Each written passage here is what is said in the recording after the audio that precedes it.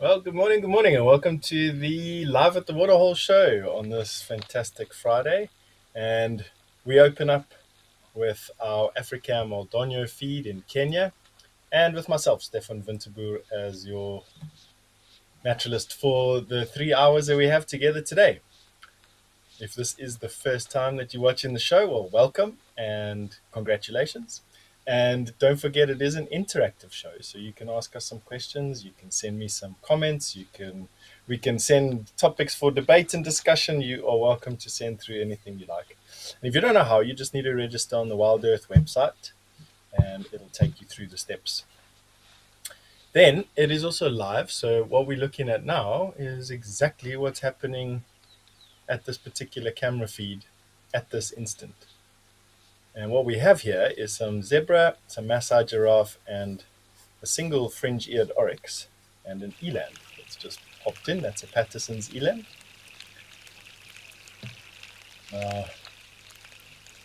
Being Kenya, being East Africa, there are some animals in this picture that are specific to this particular region.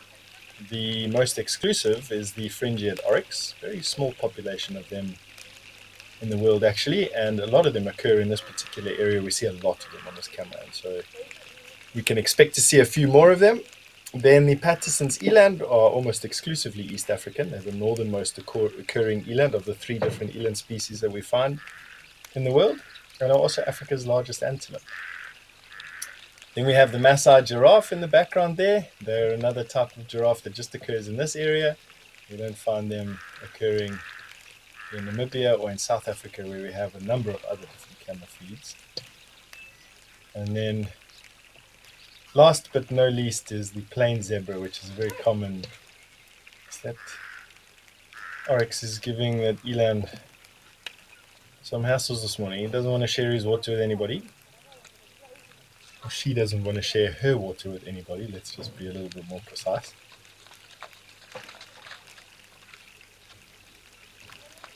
Weather looks absolutely glorious there today, to be honest with you.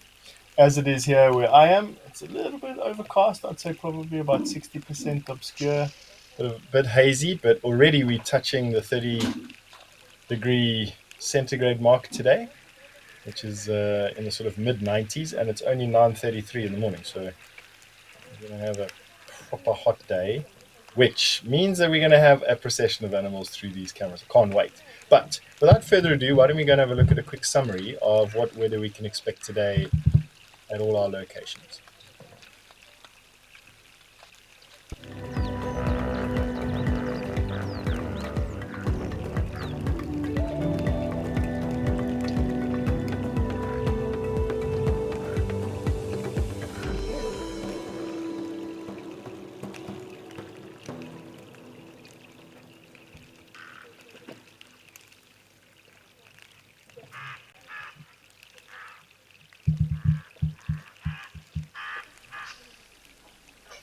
As you can see, it's a hot day all around. We got in the Greater Kruger National Park, we're going to go up to 100 degrees Fahrenheit, which is about 40 degrees centigrade today. And even in Kenya, we've got a hot day.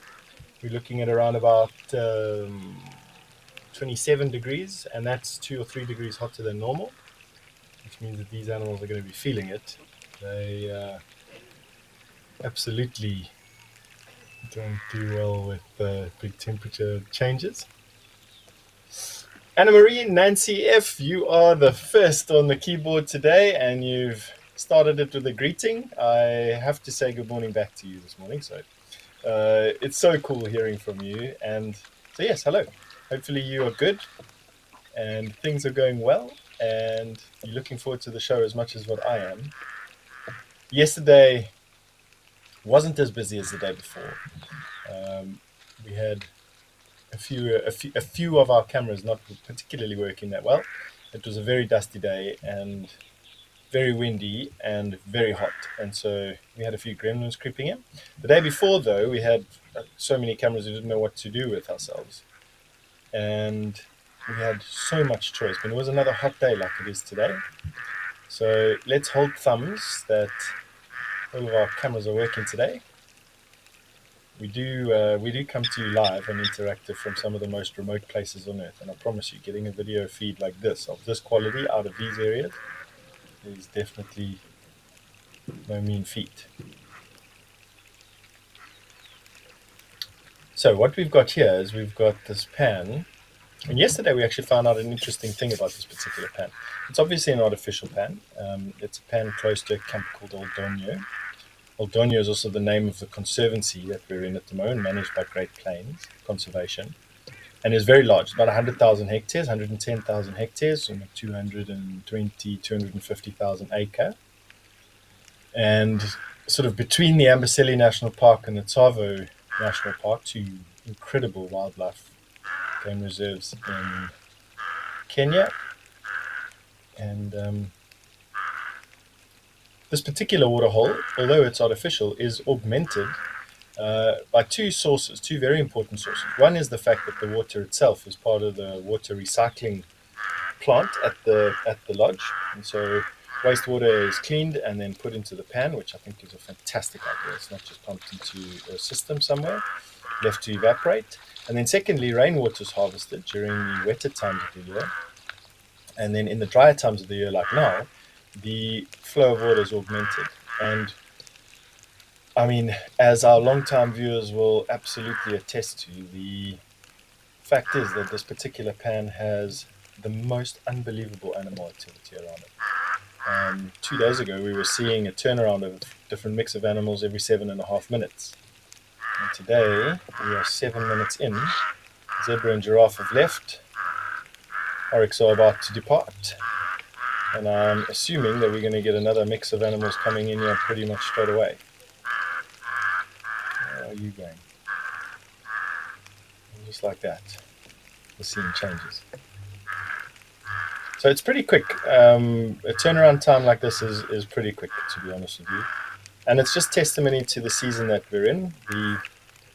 We're in the dry season. We're in the teeth of the dry season, all over the place. So from Namibia through to East Africa, to east-west across the continent. And so there's the reason why the animals left, is there's a game viewer that arrived on the scene to come and have a look at them. Tourists on safari are part of the landscape here, and a very, very important part of the conservation effort. Modo, you'd like to know how the fringe-eared oryx differs from the Kalahari gemsbok, or the southern oryx, as we see in Namibia. Gosh, Modo. So there's a couple of different points that we'll have a look at when we see the oryx again. I won't forget about your question. But the next time you have a look at the oryx here at the Oldonyo feed, have a look at the tip of their ears and their rusty-colored fur. And then when we go down to Namibia, for instance, which is where we're most likely going to be seeing the southern oryx most commonly, have a look at their tip of their ears and their color of their coats. And those are the two most significant differences, and then you and I will go through a couple of others. There's a zebra in the background and a giraffe. Standing out there just feeding on what greenery is left. As mentioned a little bit before, we're in the teeth of the dry season here. Kenya, being on the equator, doesn't have a winter or a summer. They're seasonally stable. What they do is they have a dry season and a wet season. They have a long wet and a long dry, and a short wet and a short dry. And we're in the teeth of the long dry at the moment. And we will be going into the long wet. The first rains will fall here toward the end of October, and then it'll rain pretty much every day through to the end of February, March sometime.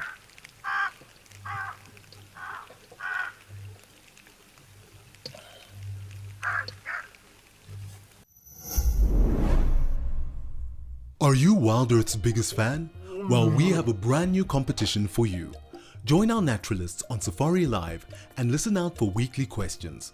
To enter the competition, head over to our Instagram, search #WildEarthFanOfTheMonth and comment your answer under the post. The monthly winner will be determined by the total quickest and most correct answers. We announce our winner at the end of every month.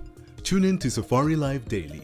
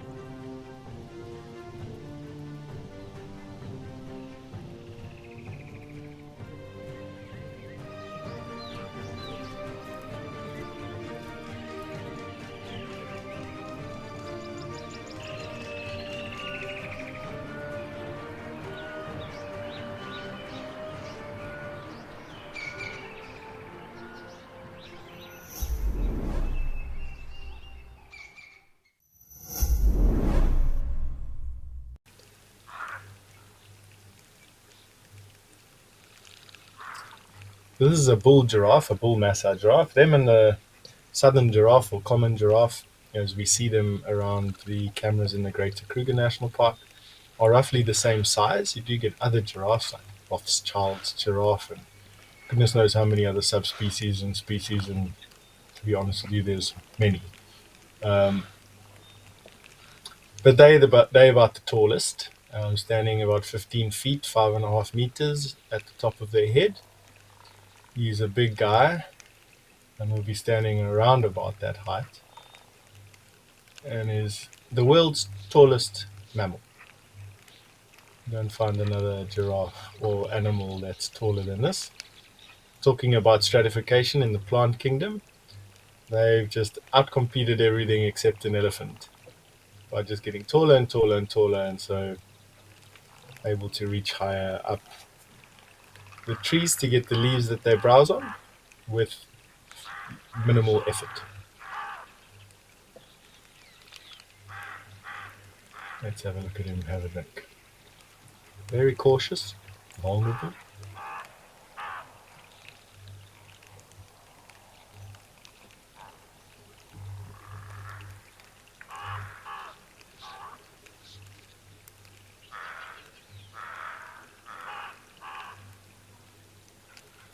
He's going to be a bit skittish because being so tall and so short, they become unstable when they bend down like that, and in particular when they have to bend down so far. Always give that shake, so drink a little bit, and then when they look up, they always whack their lips up and down like that. And for those wildlife photographers out there, that's what they wait for, because in profile, backlit a little bit with the sun sparkling off the drops, and a camera that can take images ultra fast, it obviously adds the most incredible patterns in the space in front of the giraffe's head. Just watch what he does when he looks up. He's going to look up now.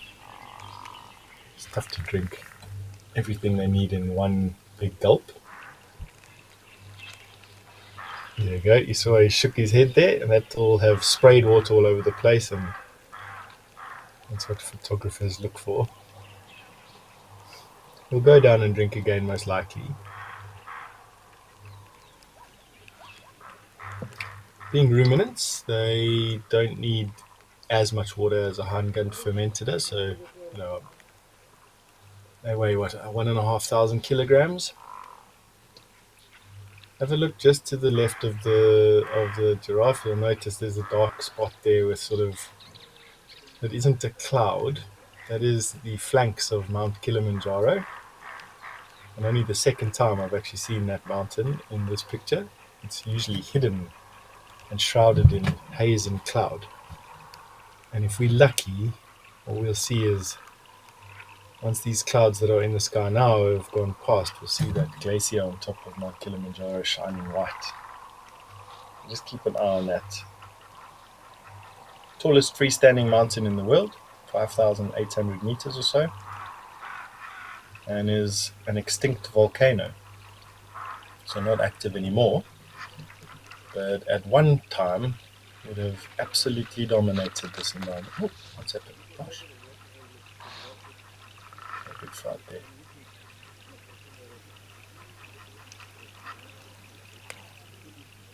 But at one time would have absolutely dominated this environment and everything around it. It would have been like many volcanic islands around the world, or islands that have active volcanoes on. It would have been the drum master, and everyone beats to its tempo.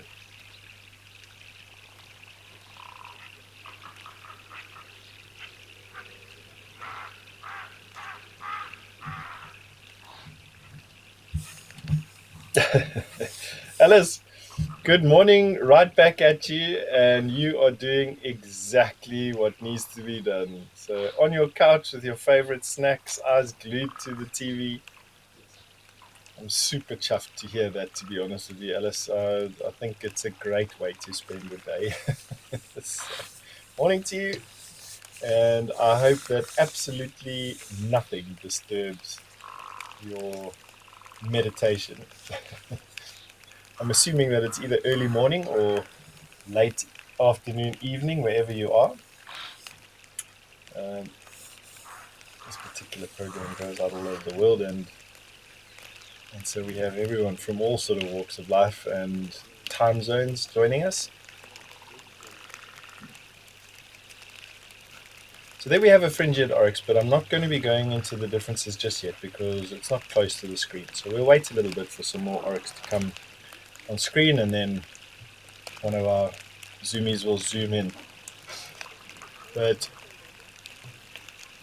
what we've got is the benefit of having cameras placed in so many different locations. Actually, it's confounding to know how many locations we've got. And on a day like this, where we're going to have a lot of action at these cameras, I'm expecting if our lucky stars hold out for us to have lots of options. And one of the options that we've got lined up right now is Tau Lodge. So in South Africa, off we go.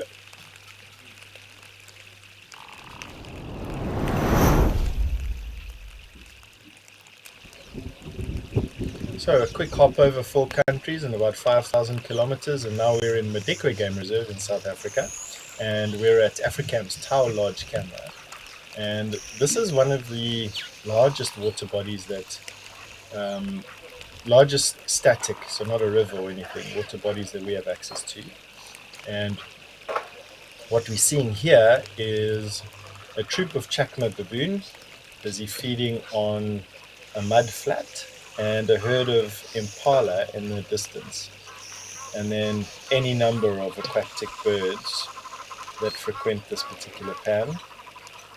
And what these baboons are doing is rather typical for this particular season, but atypical in general, is feeding on these muddy flats. And what they'd be doing is picking up the green grass and eating that, digging for rhizomes and roots, which are subsurface parts of plants, and at this time of the year usually holding a lot more energy. And in some cases we'll even be digging up mussels, freshwater mussels, which will be living in the mud.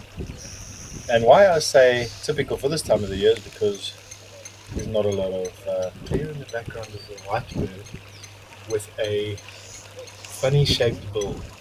That is a spoon bill, and one that I haven't seen yet. So that's a really, really cool bird. They've got more nerve endings in the tip of their bill than what we've got in our fingers. And what that bird's busy doing is waving its beak around. You'll notice it's got a spoon-shaped tip to its bill, and waiting to feel for any insects that it can feel in the mud and substrate, and then we'll gobble them up. And I don't know, I've always had a fascination with African spoonbills, to be honest with you.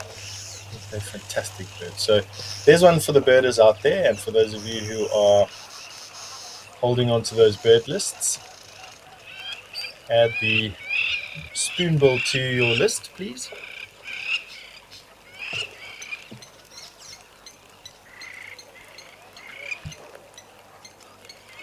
So back to the baboons. They, generally speaking, you find them in the bush during wetter times of the year. So autumn, spring, and summer, you won't find baboons sitting on mud flats like this. In fact, very rarely. They'll be in trees and in the grass lands, adjacent to these pans. But this time of the year, they come down, and them and the open-billed storks do hunt for freshwater mussels and really just conserve energy. This particular mud flat has this green patch of what will most likely be a mixture of different sedges and forbs and grasses, and providing this baboon troop with a nice breakfast. The impala in the background are busy looking intently at something coming down a game path. You can see they stopped what they were doing. 3 of the 5 of them are intently watching what's going on.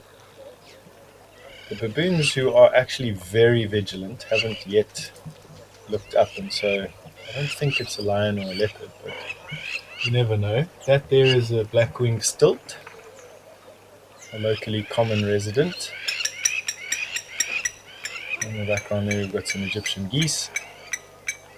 There's a coot, no, it's another duck.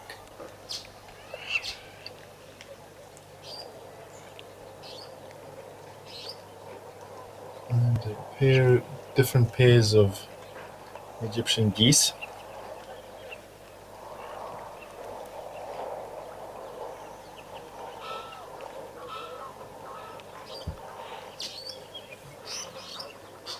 We'll be going across now. I'll get I don't know what that dark bird is just yet.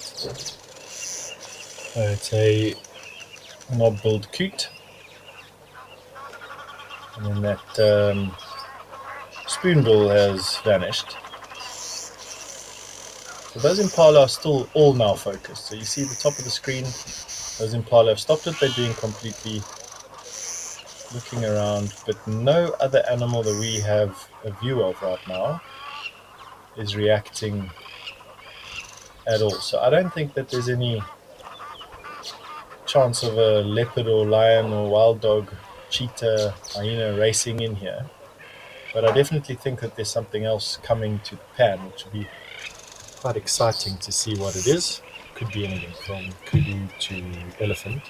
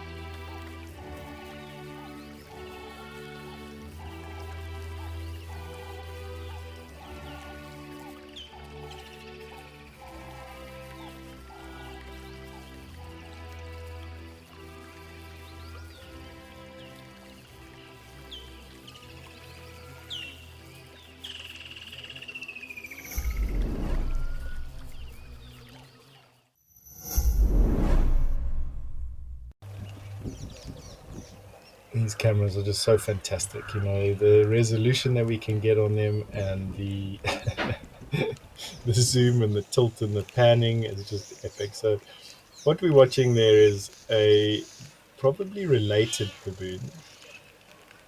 baboons grooming each other. It's called allo grooming. It's got, obviously there's a cleaning function to it, but it's actually got more to do with just establishing, re-establishing, reaffirming, reasserting social bonds.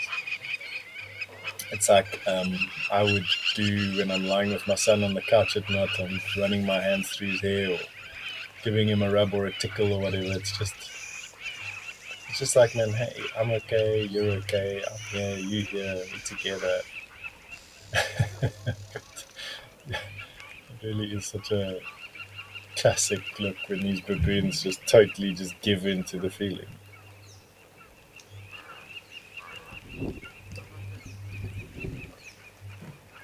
Really cool.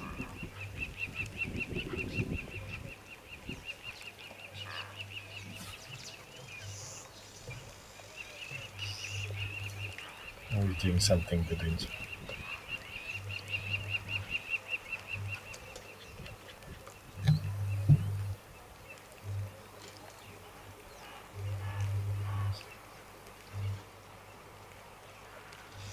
It's such a great view of birds at this particular pan. So in the foreground we've got a grey heron. That's the bird moving right to left to right. Sorry, the grey heronish type bird. We then got some white-faced duck. They're the duck-looking birds, the small dark ones with white face. We've got a yellow-billed stork, which is the first time I'm seeing a yellow-billed stork at this pan. But it's not surprising with the water levels dropping as quickly as what they're doing now. These storks will be arriving in mass at these pans. And what they're doing is they are fishing for fish that are becoming stranded in the shallows. This is their time of the year. This is when they have their plates full, and we need to celebrate that. And otherwise, Mother Nature wouldn't really know what to do with all the decomposing carcasses. This pan will not dry up completely. It's a permanent pan. But I would expect that through the rest of September into October, as these temperatures start to soar, and as the air dries out and as the winds pick up, that the evaporation rate increases exponentially, and that the water starts shrinking. And these birds are just absolutely supremely gifted at sort of gaining the, I don't even know what I want to say. Let me reset my words because I'm going into blah blah time over there. But, they just suited to fishing in these shallow waters. There you've got the spoonbills just surfed back into the picture. And you'll notice that its beak is slightly open. You might catch a brief view of that spoon-shaped end. And like I said a little bit earlier, it's the tip of its beak is so full of sensory organelles. It's actually got more nerves than, there you go, caught a fish. Got more nerve endings than our fingers do, than human fingers do. So he's sweeping his head from side to side. There you could see that great view of that spoon. Yeah, caught another insect. Red knobbed coot exiting the screen bottom left.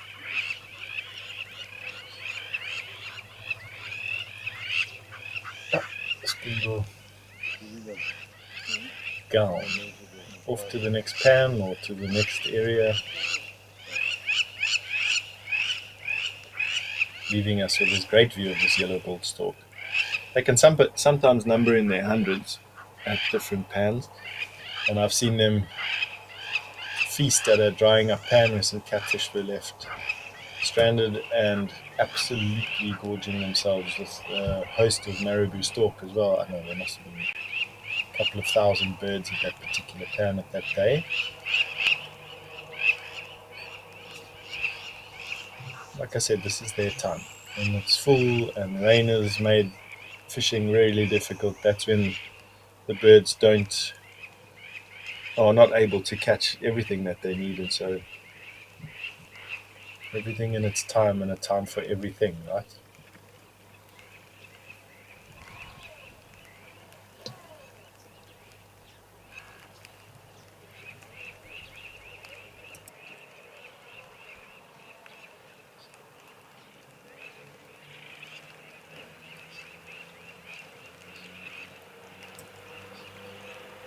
I'm just always really amazed at the very fine balance that Mother Nature has managed to achieve in her 3.4 billion years of practice. It's how long Earth apparently has been um, around for, when we coalesced out of the dust and gas that was the birthplace of our sun. And what an incredible amount of time that is, if you think about it. 9 zeros in a 10th position, years of the cycles of life, just perfecting it with minute mistakes. Make a mistake, doesn't survive to make a baby, get it right, survives to make a baby, which then make more babies. And of course, progress, not perfection, over millennia.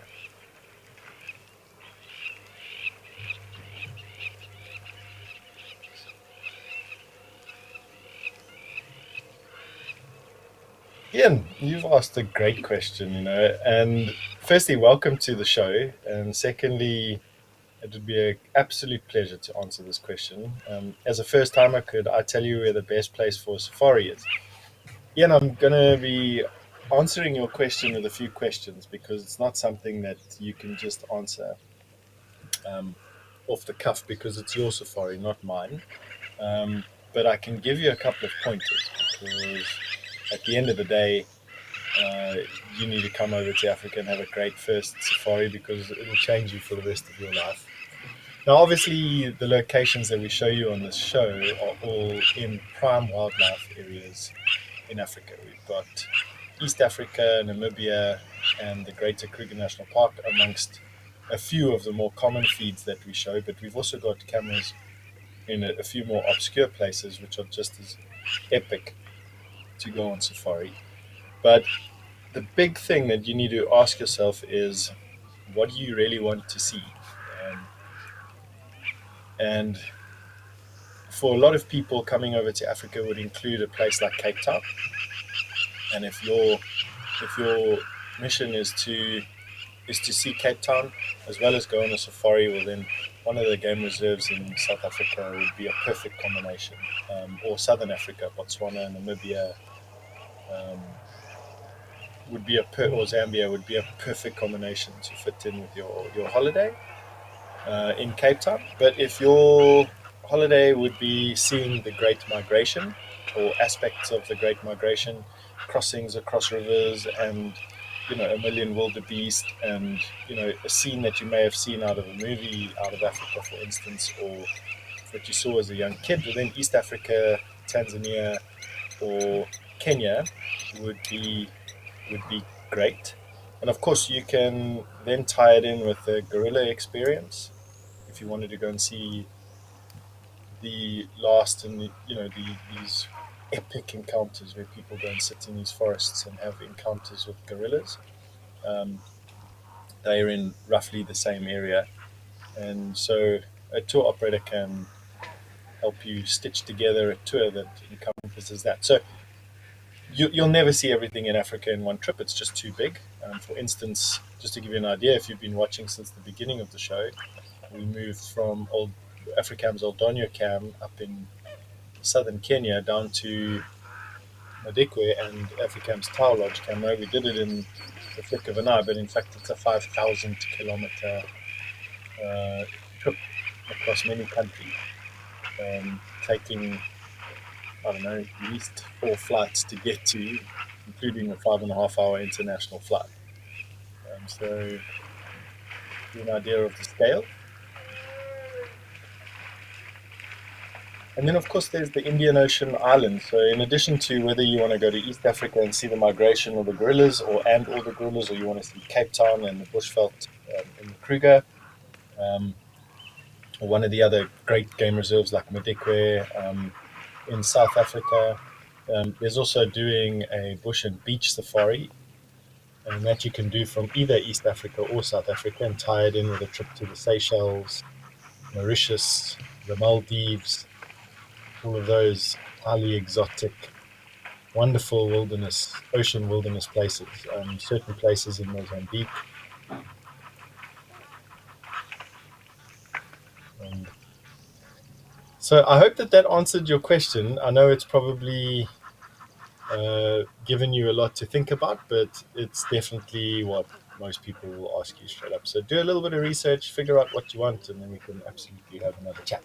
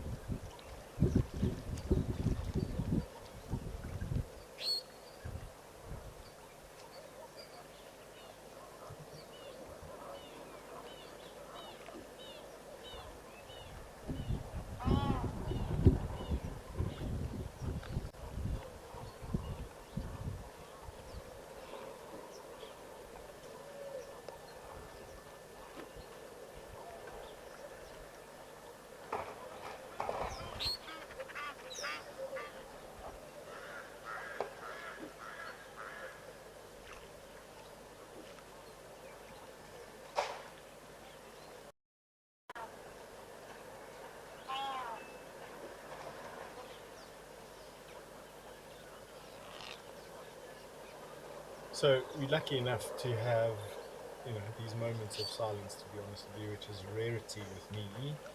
Um, as some of you will know, the compulsion to want to talk for 3 hours straight is quite profound in me. So for those of you who are irritated with it, I apologize. And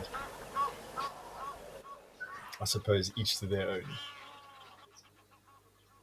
So we've got a great view of this grey heron just resting on the bank. I don't think it's fishing at the moment. I actually think it's sat down on its haunches, for lack of a better word, and of this yellow-billed stork, along with the various ducks and geese that we have in the picture, and then the spoonbill that we've been watching for the morning there, striding across the top of your picture, hasn't quite managed to get its full of breakfast just yet. It's just wading through almost every pool that it can stand in. I would imagine effectively just combing out every insect and fish that it can catch.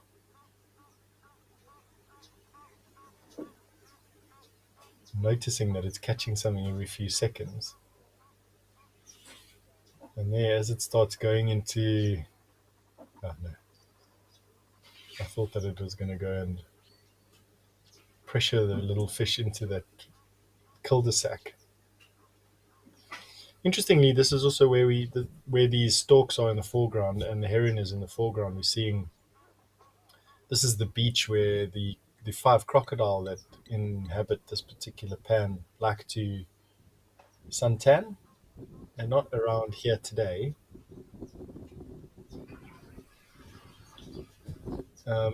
And so they're probably in the water, having been either chased or compelled to move into the water by that troop of baboon that were feeding on this mud flat.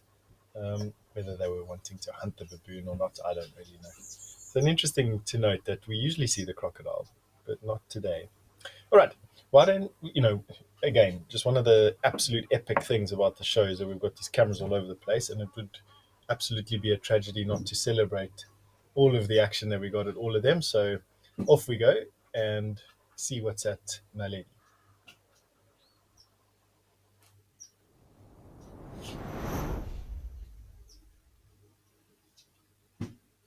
My my bad. It wasn't a lady. It's actually Africa Mokoro. So excuse me. I'm having a bit of a deaf moment today. Well, actually, it's a problem with my memory, not really with my ability to hear. And these are our first Ellies of the day. So we've now moved from Madekwe to the Greater Kruger National Park. And we're at Africams and Koro, which is in the Sabi Sand, or it's in the Sabi Sand Game Reserve, probably 90 to 100 kilometers south of where I'm sitting now. And what we've got is we've got a breeding herd of elephant busy drinking out of a well adjacent to this pan. That's where the freshest water is. And the wonder is this the same herd we had yesterday? They were drinking around about the same time. Elephants will drink once a day about at this time of the year because the rest of the day is spent feeding. And of course, the best food closest to the permanent water has already been eaten. And so what happens is elephant in particular, but most animals are needing to journey very far between where food is available in remote areas without water to areas where food is finished in areas with water.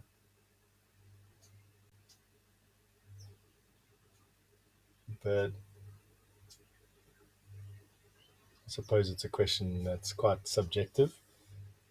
Is this the same herd as the one that we saw yesterday? Also, a couple of babies with a couple of adult cows.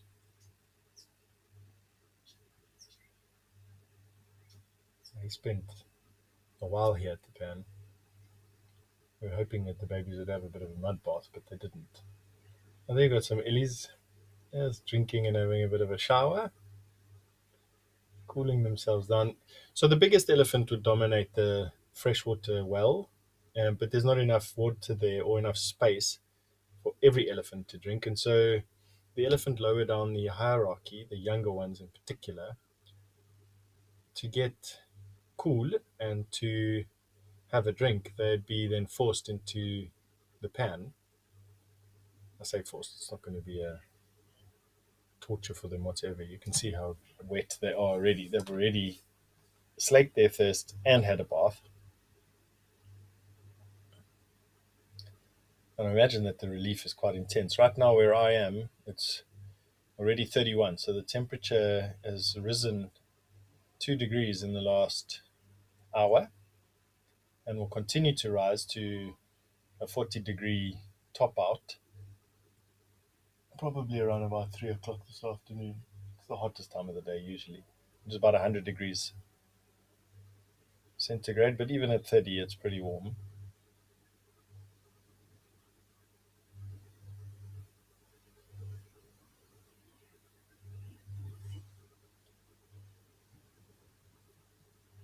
I love the attitudes these young elephants have. They remind me of my kids, actually. It's all just peacocking and show, drama and extravagance,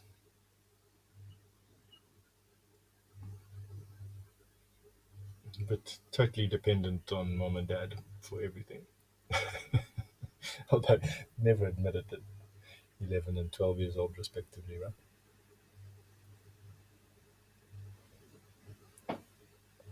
So this elephant cow would just be waiting for her turn at the seep. She'd be a little bit lower down on the social run.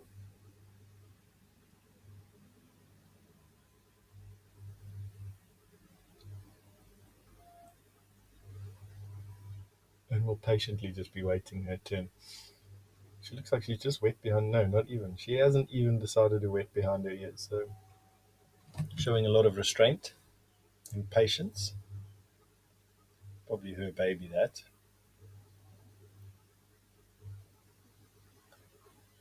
Hasn't shown much restraint, that baby. He's been tummy deep in the water already. Already sprayed behind the ears. It cooled itself down. That's a learned behavior.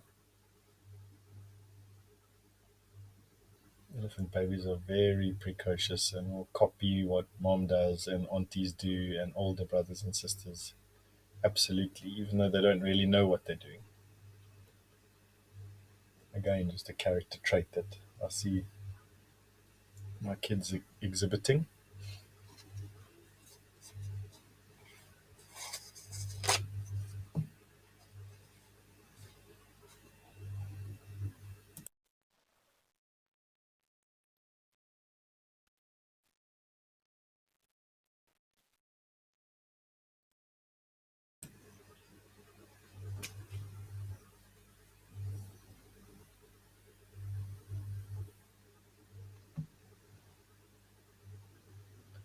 This little Ellie's there, he's gone down the bank. You know, playing in the mud there. I'm hoping that they have a bit of a mud bath, but usually they egg one another on, the youngsters. So he'd need to be joined by another one that decides to go for a mud bath. But let's see if he kicks at the bank. It's usually a common trait when they are planning to have a mud bath. They tusk and they kick at the banks, working up the mud, and then they either have a bath or a swim. And let's just see what this youngster's going to do. Hey, there's a little baby. He must come through. So cute. Takes time to learn what to do with their trunks. It's not something that happens on its own. There's a coordination that's required, very similar to how kids require development to be able to crawl and walk, use their hands effectively. It takes time, and elephants are no different. It takes time for them to learn how to use their trunks properly.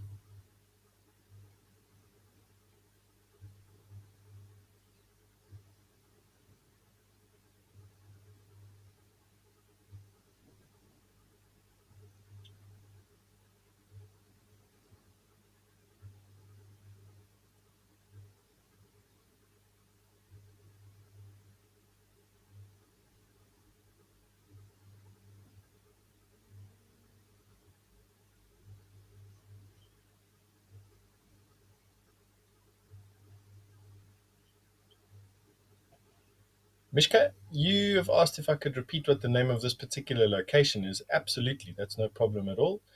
This is Nkoro Pan, and Nkoro is the name of the camp that you see there in the background, spelt like it is in the top left-hand corner, Nkorho, Nkoro. As far as I know, that's the isiTsonga name for vulture, or yeah, for vulture. You probably find that there's some historical significance to that. And the camp is situated in the Sabi Sand Nature Reserve, and that is adjacent to the Kruger National Park.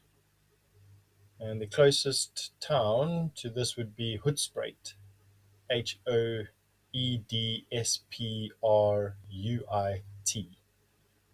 with an airport big enough to fly into.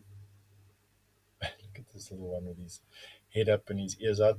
That's an alert posture for an elephant. And of course, in a small little baby like this, it could be anything from a grasshopper to a mouse that's making it alert like that. But if you see that with one of the adult cows and you're the focus of attention, it is best you take heed of that particular body posture and work very hard at diffusing the situation.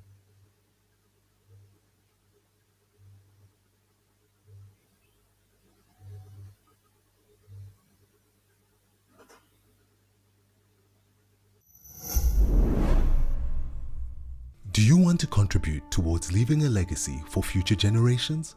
Raise Your Hand for Rhino strives to keep wild animals wild, with a focus on anti-poaching, conservation projects, habitat management, and veterinary services. Raise Your Hand for Rhino needs your help. Go to the WildEarth website and donate to the cause. Raise Your Hand for Rhino, leaving a legacy for future generations. WildEarth, it's in your nature.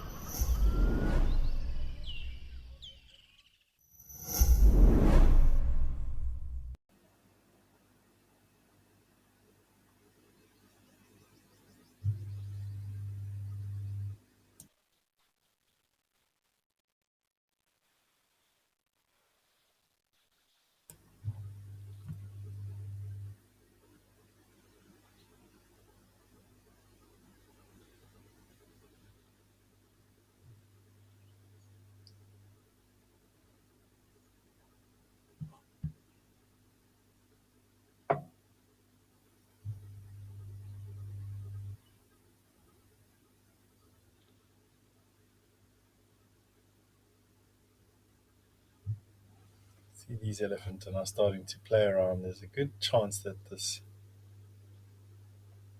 No, she's just walking through the mud going to the seep. The little baby decided he's not going to go and risk getting stuck, and so came up onto the bank following mom. His turn at the well. The rest are busy having their mud baths, which I think is quite cool. I like watching elephants have their mud baths. And then we've even got one nursing. Won't be for much longer. There you go. They don't really nurse for very long in any particular sitting.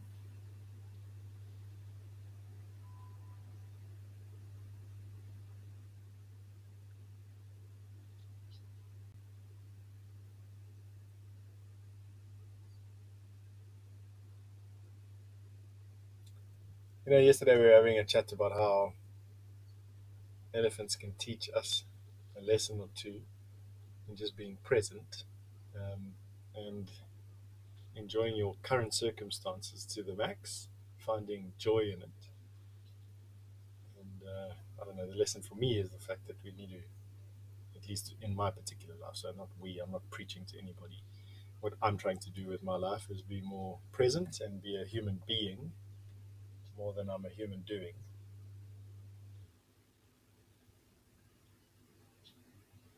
And having practiced at being a human doing for 25 years, I must be honest with you that it's quite a challenge to change to be a human doing. Sorry, a human being.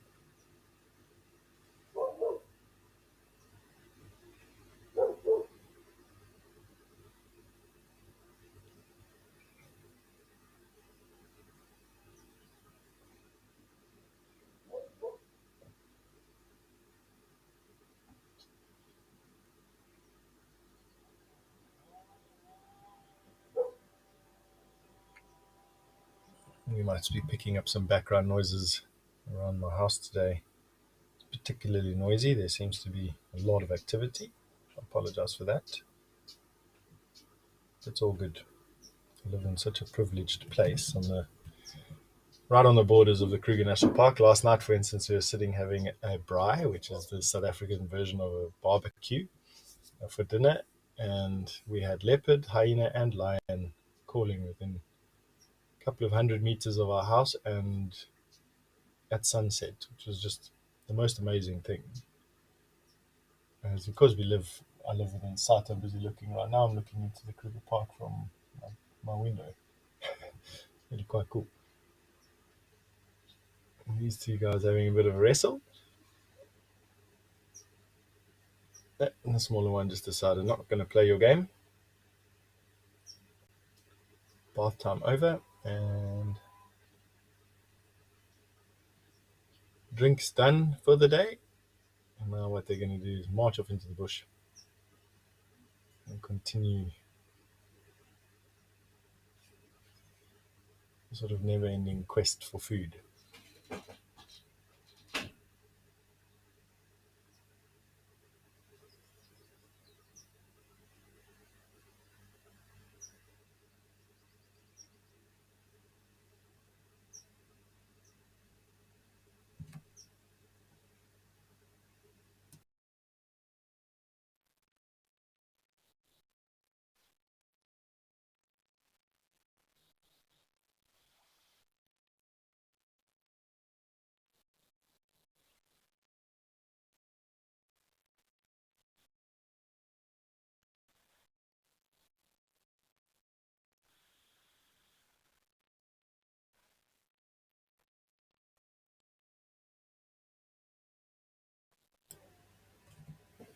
Right, we've had a really great view of these ellies now around in Coral Pan, and this isn't the only pan that we have access to, obviously. And on a day like today, where we seem to have everything working in our favor, why don't we go and have a surf around some of the other cameras? And of course, one of our favorites is Camphor's Dam in Kimberley.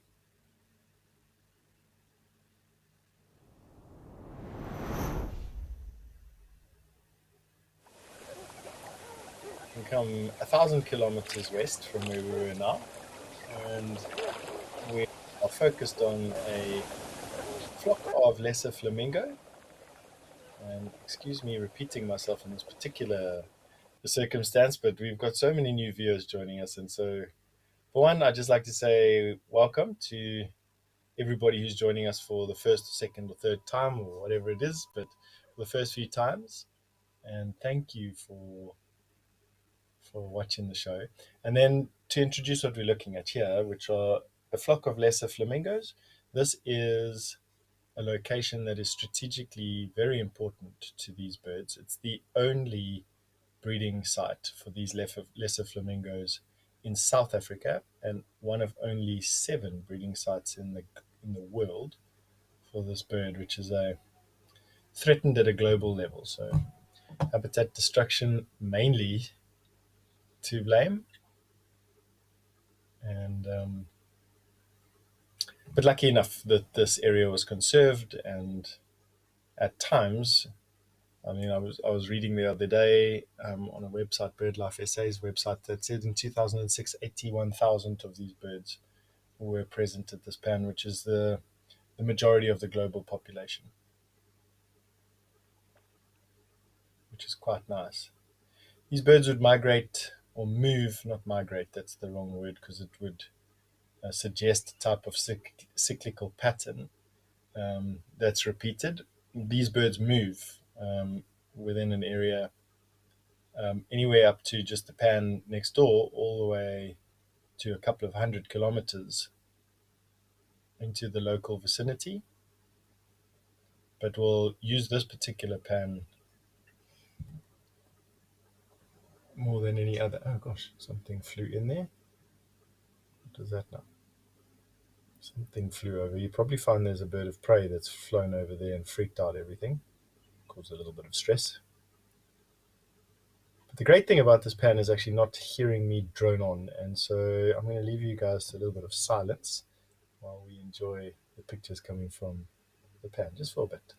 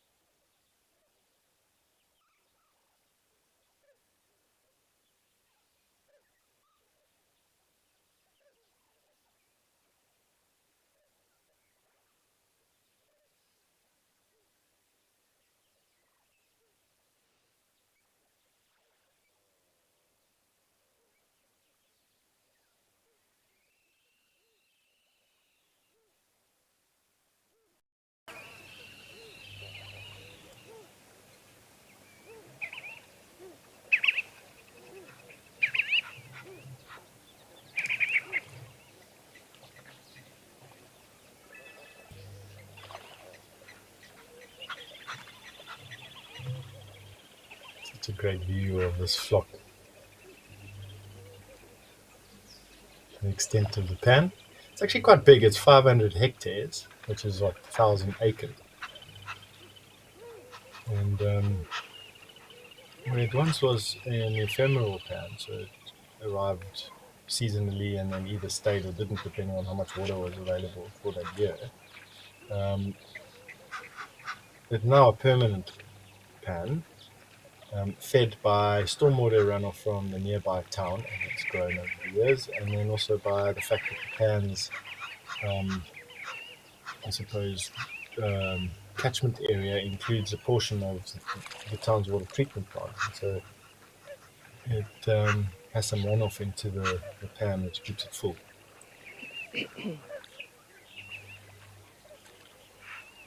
Talking about exciting places to see, Kimberley is of historical significance in the South African sense, in that it is the location of one of the largest man-made holes in the world.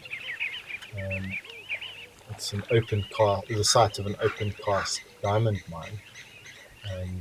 Back when South Africa was a little bit younger than it is today, and the human endeavor to excavate the riches in that kimberlite pipe are just off the scale, to be honest with you. It's something that you are interested in, just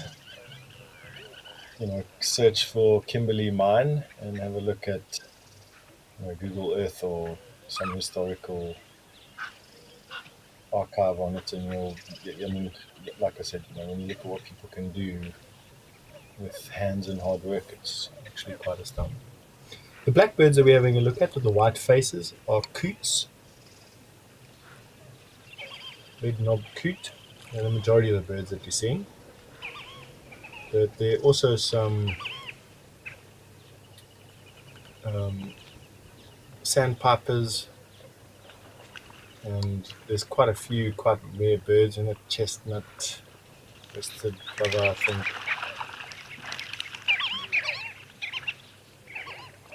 Marsh harrier.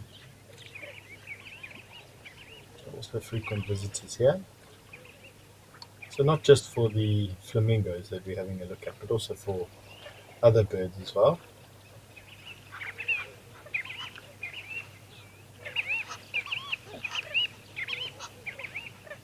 Coming back to that question on safaris, you can see the extent of the dams are quite big. Coming on back onto the question about safaris and where to go, for those of you out there who enjoy birding, definitely hiring local bird guides. And BirdLife SA has a collection of really astounding bird guides.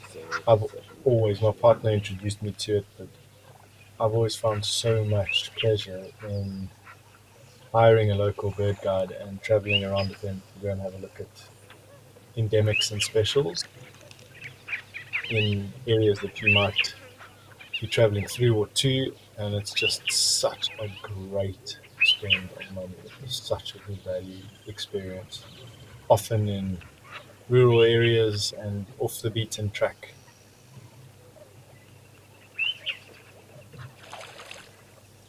Gosh, that was a great pan around. I mean, we did a full 360 there actually. It's the first time that I've ever done that, so thank you to the Zoomy operating the camera. I really appreciate that. And on behalf of everyone who is seeing the full extent of the pan for the first time, I just want to say thank you.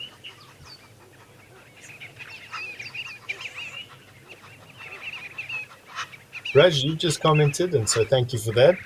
You just said that it's a very beautiful place. I couldn't agree with you more.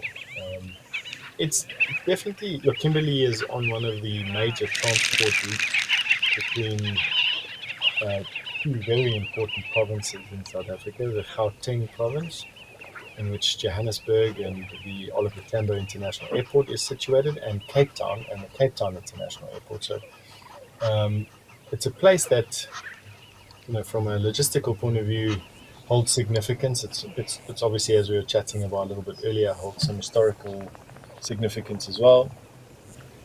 And then from a conservation point of view, with one of only 7 breeding sites for the lesser flamingo is of critical importance as well. So it's not really something that you'd think, oh, let's go to South Africa and visit Kimberley. It's not something that you're going to be doing. It's not something that's marketed that as widely as what the Kruger National Park, for instance, or the Garden Route of Cape Town is. But definitely a cool place to go and visit.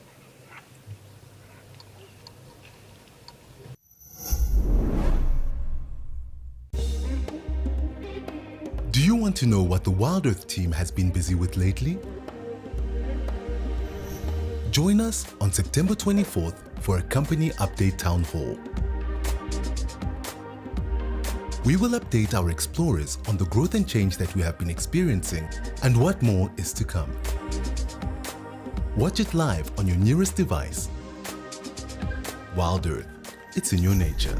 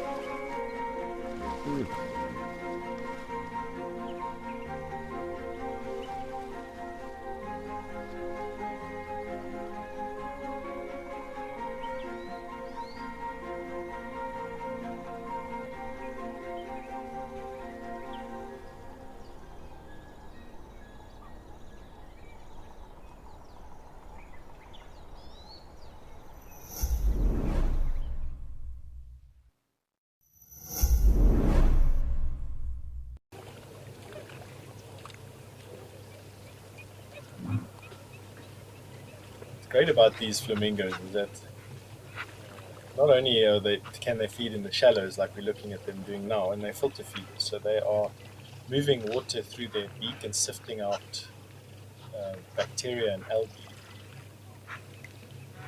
But they can also swim. They've got webbed feet, and so you often find them in deeper water as well. And what they do there is they upend themselves, and against their own natural buoyancy, they sort of kick their feet out and can reach far down to the muddy sediment that they're moving their beak through in deeper water as well. Very different from that little dabchick or the little grebe, sorry, not the dab, the grebe that we're seeing there popping up every now and again.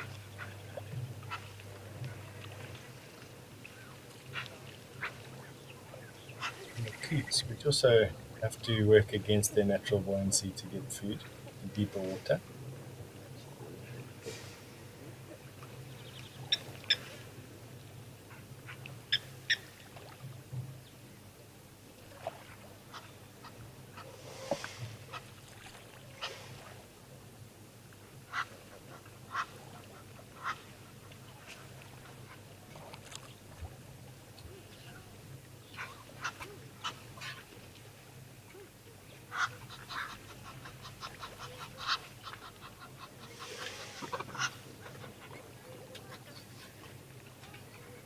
Such a cool view.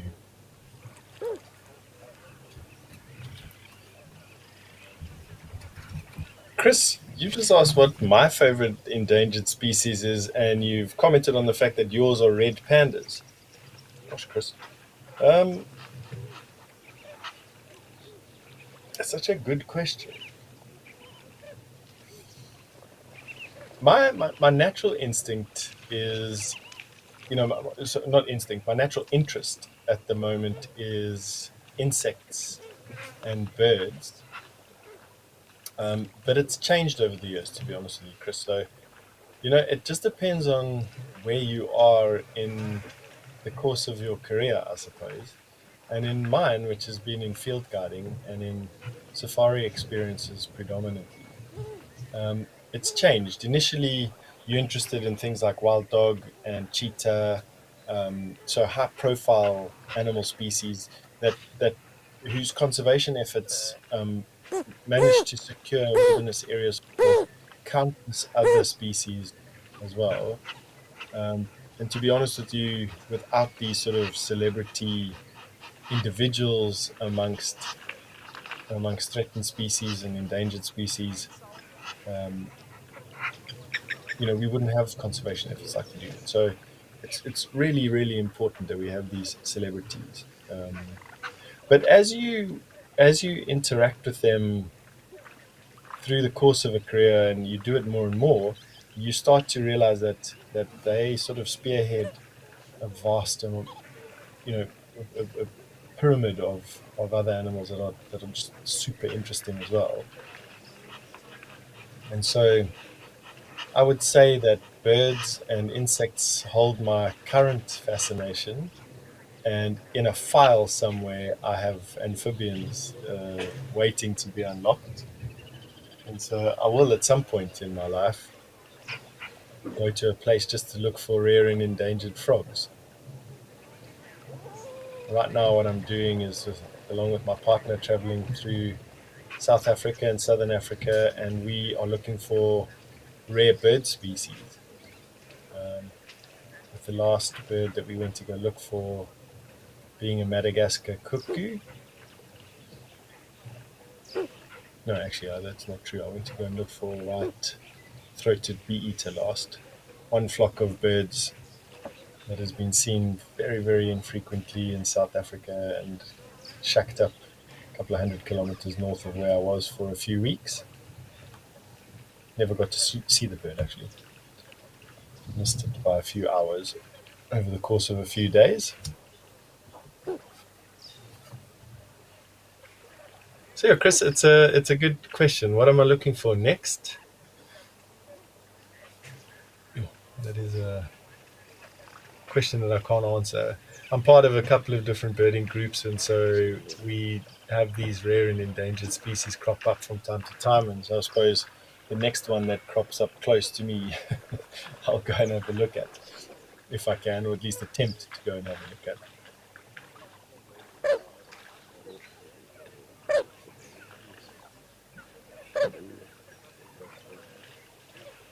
It really gets us meeting some interesting people, to be honest. We have an interesting duck that's just come in to the shallows between the two flamingos with their heads in the water.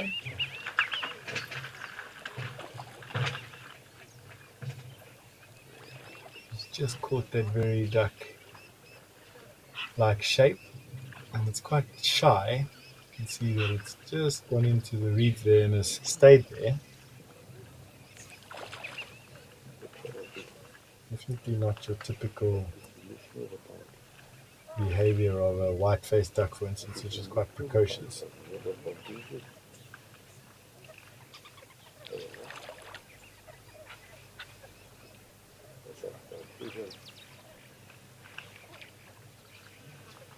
It could have been something like a pygmy goose, but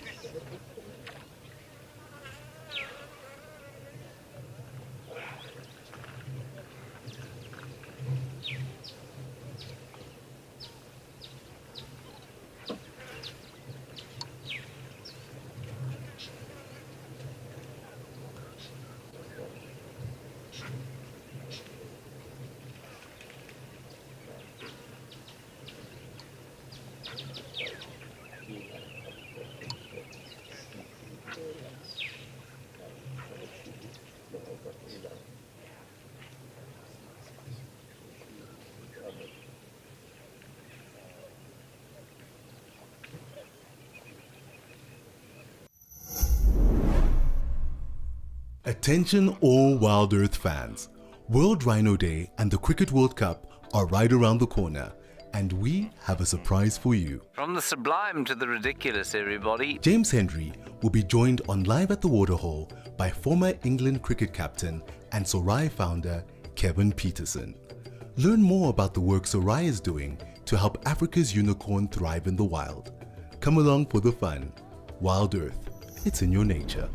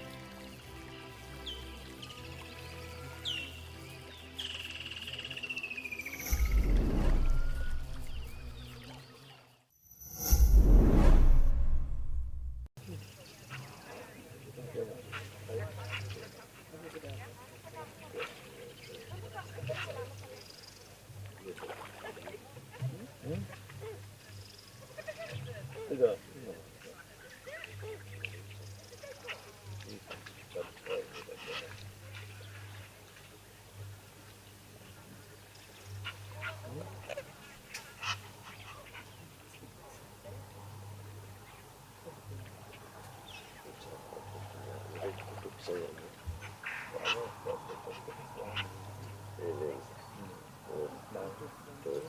much movement as to almost confound the eye, actually, to be honest with you.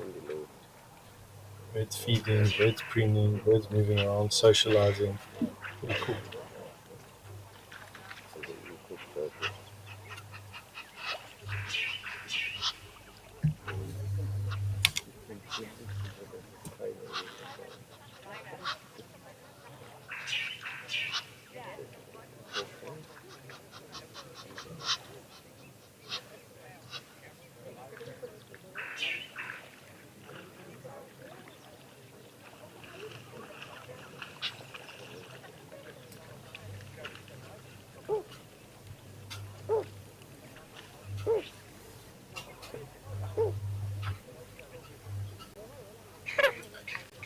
As cool as these birds are, and I mean, I really enjoy watching these birds as much as what you do or the next person does. The beauty of live at the Waterhole is that we have a number of different cameras around, and what we've got now at Kwamaritani, which isn't a waterhole that we go to very often, is we've got some ellies apparently having a bath. So why don't we go and have a look at what's left of that activity?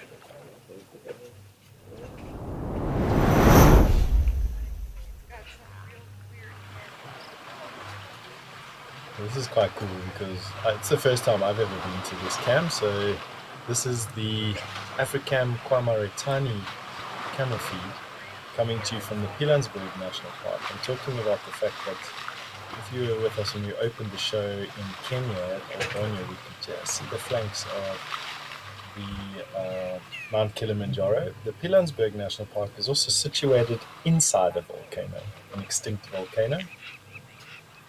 And what we're looking at is a couple of ellies busy having a really cool bath, or a shower actually, more likely, inside an old volcano. And think about that. Really quite a nice place. It's a conservation success story. And you can see the hills in the background. It's a very folded, hilly landscape. And so having flanks of the mountains like you're seeing there in the background, and the bush sort of descending off into the valley on the one side and getting choked up on the other is very typical of this particular environment, where the crater floor is dominated by a vast lake, and then you have these very secluded flanks and hills and valleys where we've got these remote and secluded water points. These ellies are having a bath. Interestingly, just on the point of elephant in this particular case, the Pilanesberg population of elephant were being killed by other elephant at a stage. The young male elephant were taking out, and they were killing rhino as well. They were taking out animals left, right, and center. Eventually, what the scientists, what conservationists discovered was that without mature bulls, the youngsters' natural sort of must cycles are exaggerated, and they don't know what to do with themselves. The testosterone increase and the heightened aggression and frustration that is associated with that wasn't being dampened by older males. And so all they needed to do was import a couple of old bulls from the Kruger, rehome them, and the killing stopped. Because the young bulls' must cycles were then dampened and their frustrations channeled elsewhere, I suppose, into more wrestling matches. And the elephants calmed down and stopped killing things, which was really cool. This was many years ago.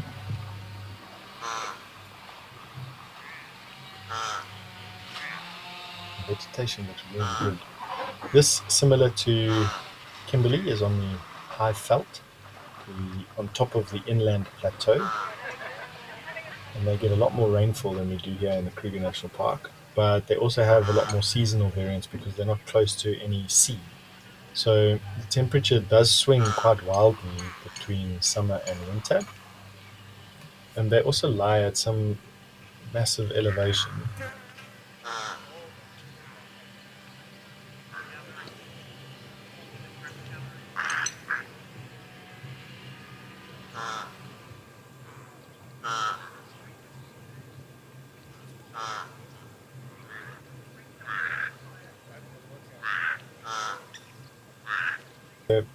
Pilanesberg sits a mile up into the sky, 1,600 meters up into the sky, in fact.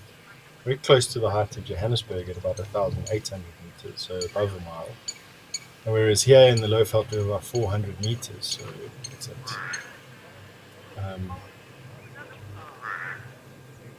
it's about the same in yards, plus minus a couple. You're looking at about 300 to 400 yards up into the sky versus a mile up into the sky. Yeah, and so it doesn't get as hot as it does here, but upper 90s into the hundreds is not uncommon. And on a day like today, which is hot everywhere, this shower that they just had now must have been an absolute welcome relief.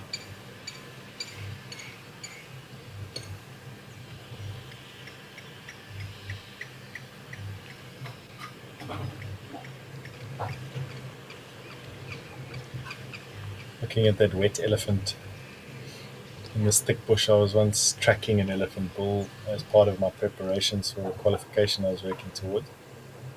And a bull elephant, I'd been tracking a bull elephant which had, prior to me getting there, had a bit of a mud bath and was coated in mud. And I followed his track in his trail off of the mud pan.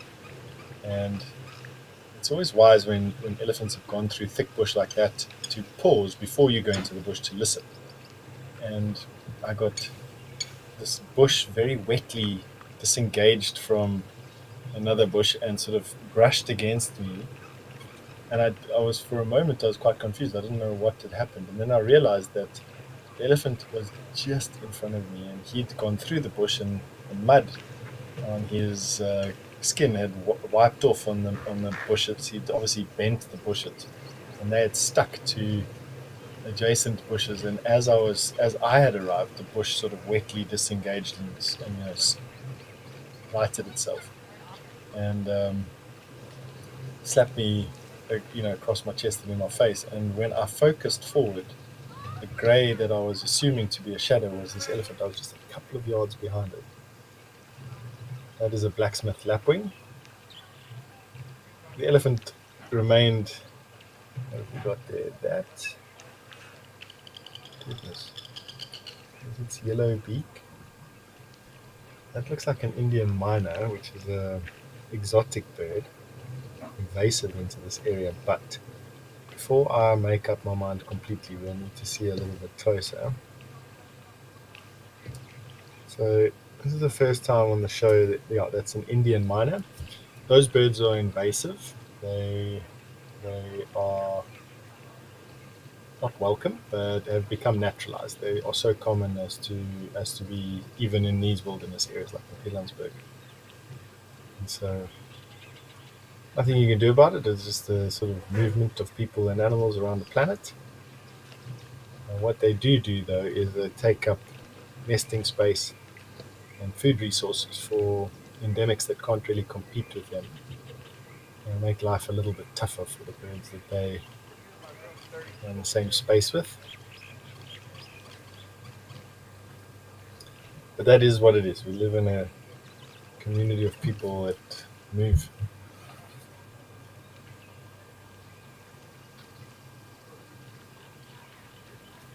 John Jude, you have asked an interesting question. Are elephants self-aware? That bird there is you see the yellow rump? That is a black-eyed bulbul. So for those of you who are keeping bird lists and taking a note, we got the blacksmith lapwing, Indian myna, black-eyed bulbul.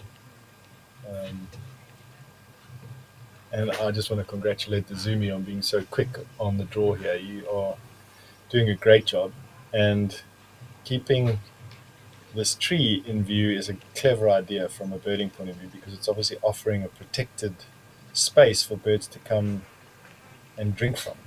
They're not exposed to predators as they would be on a bank, and the tree is offering enough protection for them to fly in and have a drink. And as you can see there, you can see the grey body with a yellow rump, black-eyed bulbul. Absolutely.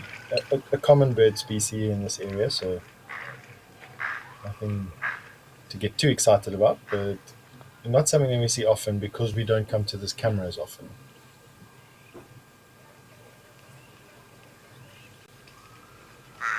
So the question there was are elephants self-aware of their reflection?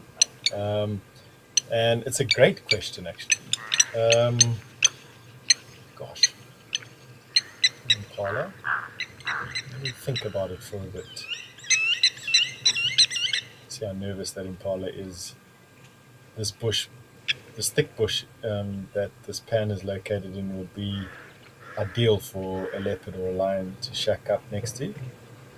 And so this impala is going to be super skittish.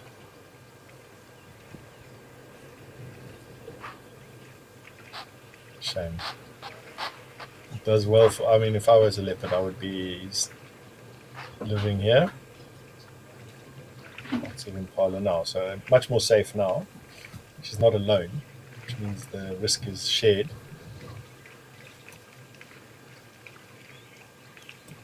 Gosh, bless me, I just sneezed. Thankfully, within milliseconds, managed to get the mute button on my keyboard pushed. Otherwise, you would have been all deafened, and I would have been embarrassed. So all the males that you're seeing now, they're not the herd male. They're too young for that. You have a look at their horn tips are pointing toward one another, like the tip of a fountain pen. All of that pretty typical of impala rams that are a year to 2 years away from their prime. The one we're having a look at center screen is probably 2-3 years away.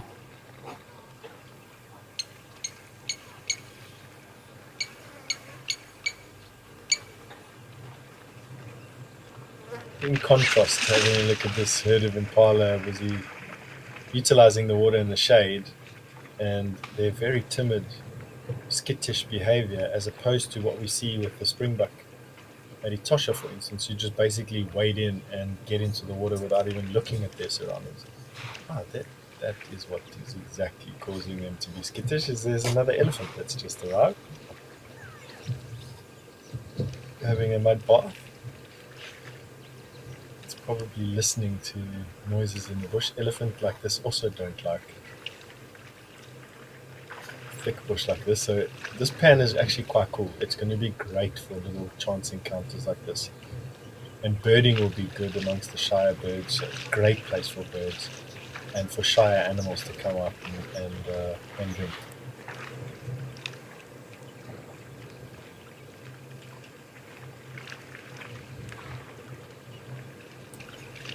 This elephant's head up is probably a combination of just reacting to the impala flitting through the bush and creating disturbance it can't see, and the presence of those other male elephants around. And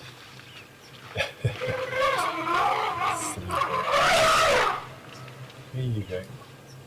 Just have your bath and leave everything alone. And so what you saw there was just an outburst of just frustration. That's just that elephant's fear being channeled into the impala next to him, and it's just the insecurity of having too much going on. Oh, he's busy having a mud bath. You just have your mud bath, cool yourself down, stop freaking out about the impala around. Maybe.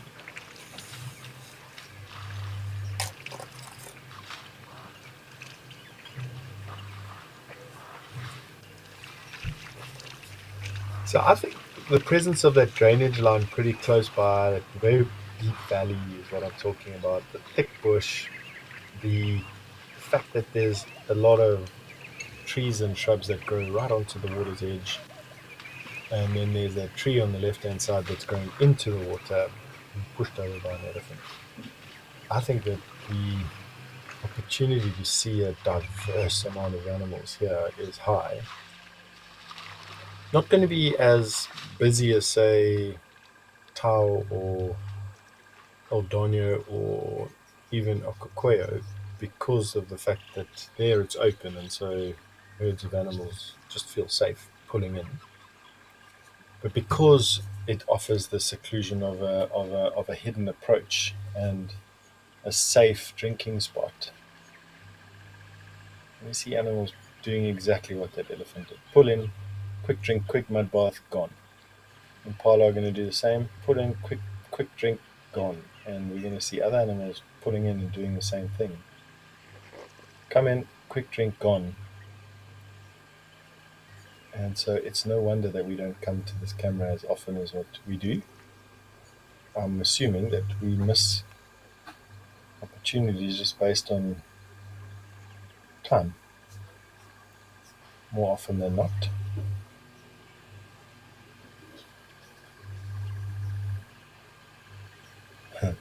Interestingly, you notice how cautious these impala are of the water. Do you want to touch the lives of future protectors of our Earth? Thanks to our wonderful WildEarth explorers, WildEarth Kids is back. Sign your class up for WildEarth schools and enjoy a special virtual field trip to Africa with interactive learning tailored for kids. Very warm welcome to the kids from WildEarth Primary School. We'll be dedicating the first hour of Sunset Safaris every Wednesday to our planet's future defenders. WildEarth, it's in your nature.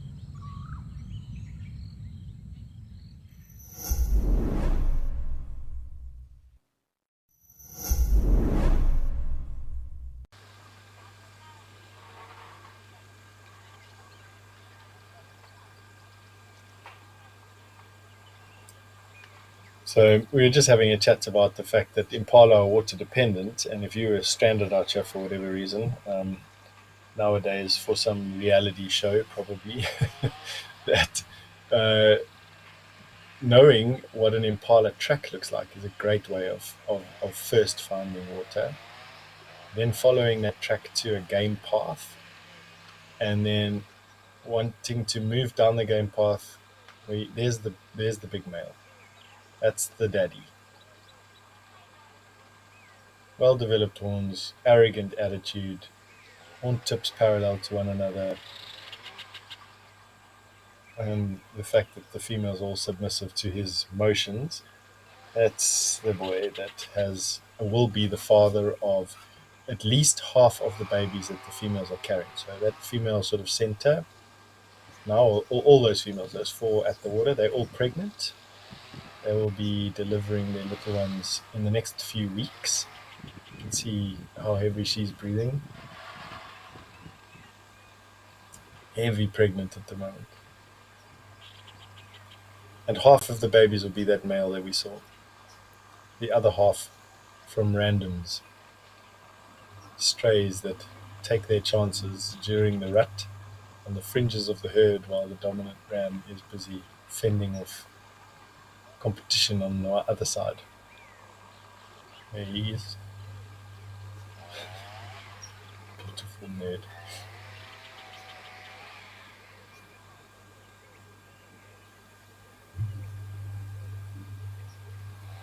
Sees Adam's apple. Still a lot of testosterone flying through his body. They have a rat, which actually increases his testosterone to a point where all they can think about is fighting. They don't even eat. They lose so much condition in the rat that often they get smashed by leopard and lion just because they don't have the energy to do anything else.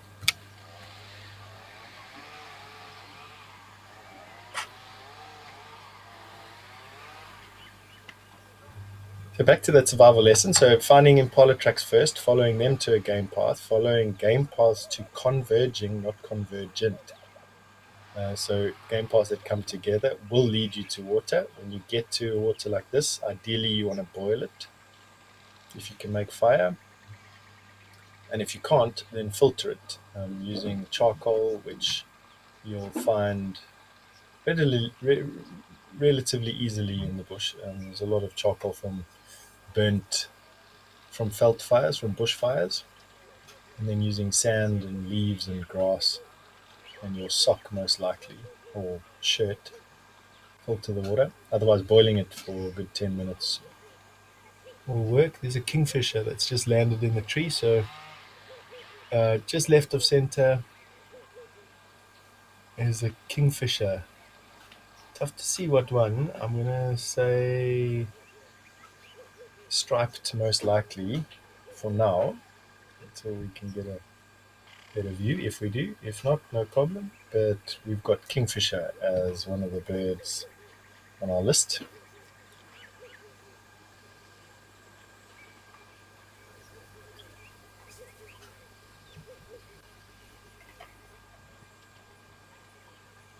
That little kingfisher. Then we've got two doves on the floor.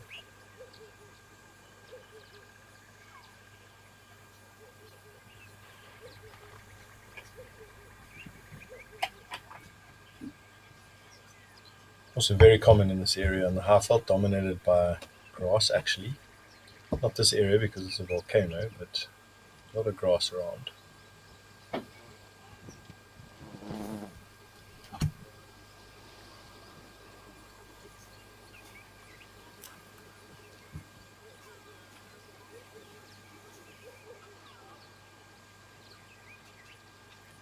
Probably the ring-necked dove. Look, there's that kingfisher there. So sitting on the branch now, just top of middle, and some more elephant coming in. Gosh, what a great pan. Let's have a look at this kingfisher before we go to the ellies. We can.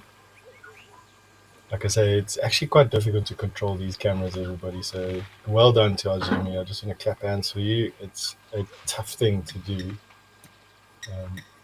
Then we have a kingfisher, stripe through the eye, red beak top and bottom, little blue stripe on the side. Relatively small size. Definitely isn't a brown hooded, and it's not a malachite. And so I'm going to stick with striped until we've proven otherwise.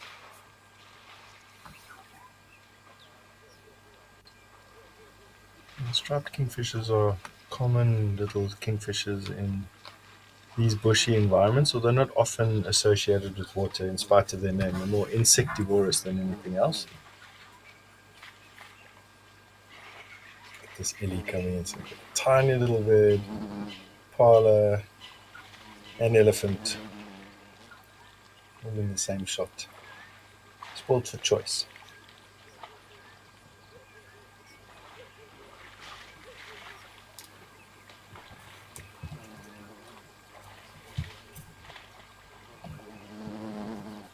Look at this. It's a very busy pack.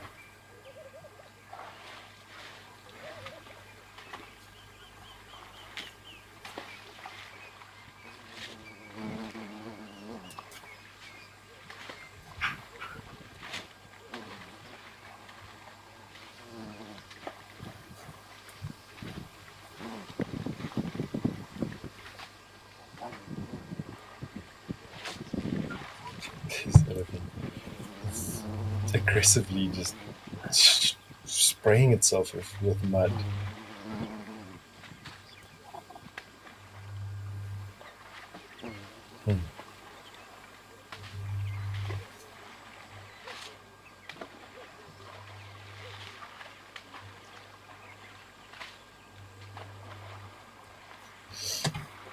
So we got a verdict in on the kingfisher. We don't have the woodland kingfisher back just yet. Definitely wasn't a grey-headed, so we got the choice between the brown-hooded and the striped. The brown-hooded being larger, the striped being much smaller. The striped has a brown top beak and a red bottom one, and the brown-hooded kingfisher has a double red beak. So it looks like we're looking at a male brown-hooded kingfisher.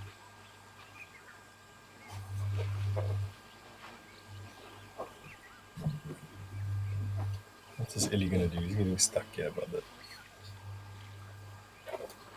the rocks. Gosh, so close.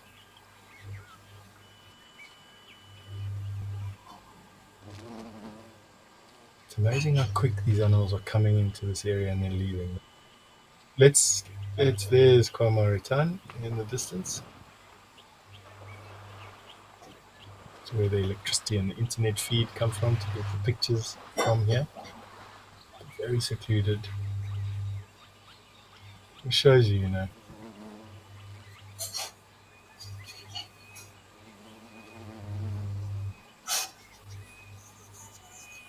get a little bit of cover going on, and all of a sudden,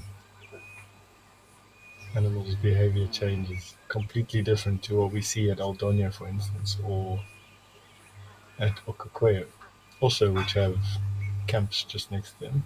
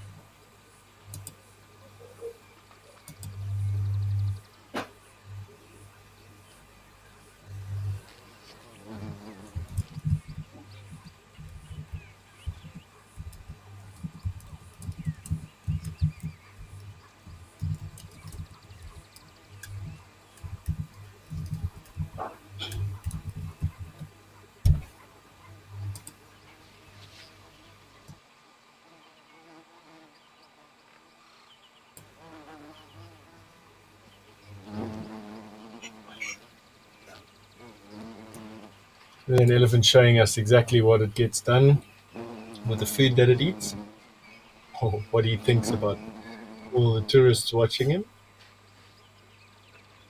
Classic. They don't have a very effective digestive system, but because of that, a lot of the food that they eat comes out only partially, very partially digested, which means that seeds are intact and there's water and a very compact ball, or not very, a compact bolus of compost made up of grass and woody plant material, and so a healthy sort of mix of compost there. And so these dung balls end up being seed beds for so many things. And then of course insects come in that decomposes and will use dung as food, like dung beetles, for instance. They have their larvae, and then their larvae are fed upon by any number of insect and animal, from honey badger to mongoose. Birds will come and kick around in it.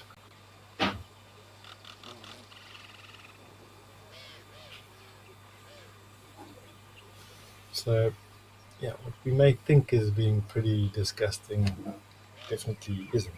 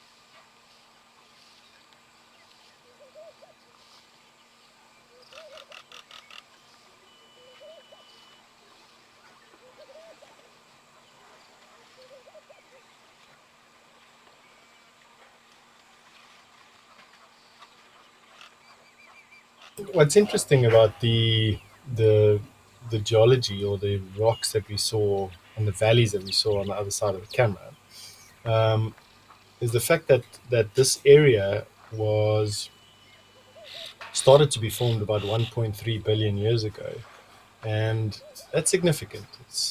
The, the Earth itself is only 3.4 billion years old, and so 1.3 billion years ago was a long time ago, and obviously it's formed this quite unique wilderness area, and the geology would have given rise to the soils, which have given rise to the plants that grow on top of it, which are pretty cool.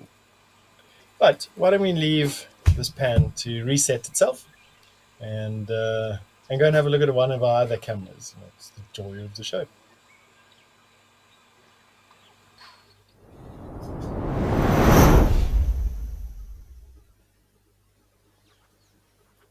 So there you go, back to Old Faithful, Tahoe Lodge, Africa's Tahoe Lodge cam.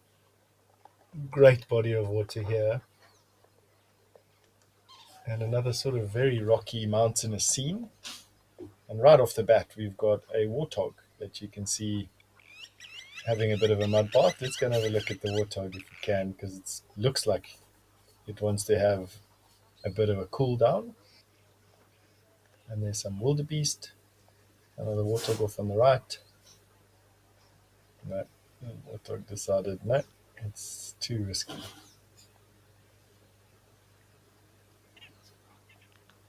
Some kudu.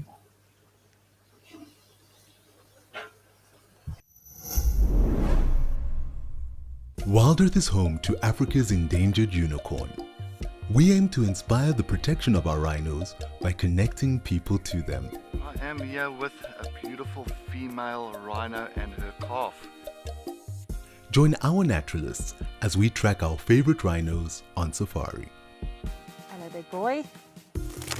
Watch it live and join the rush this Rhino Day with WildEarth.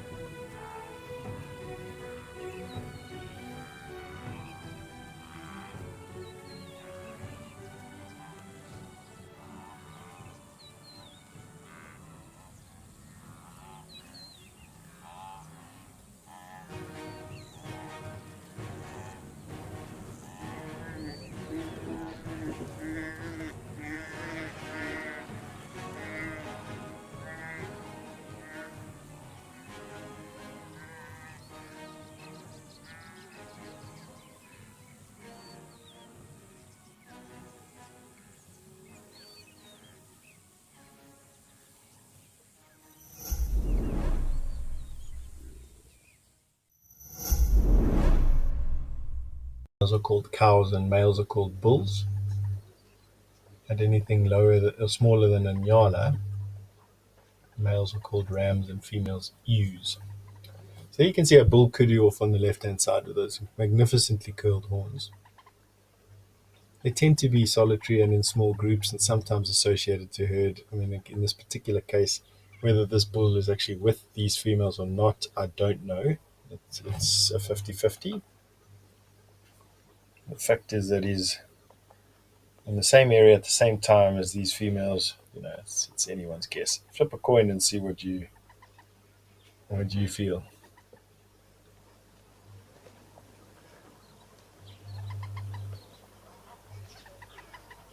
The lack of grass around, these wildebeest are just going to be hanging around. The name of the game is to stay in the open so that you don't get smashed by lion, and stay hydrated so that you don't die of thirst. Their bodies can deal with the lack of grass for a couple of weeks, however uncomfortable that would be.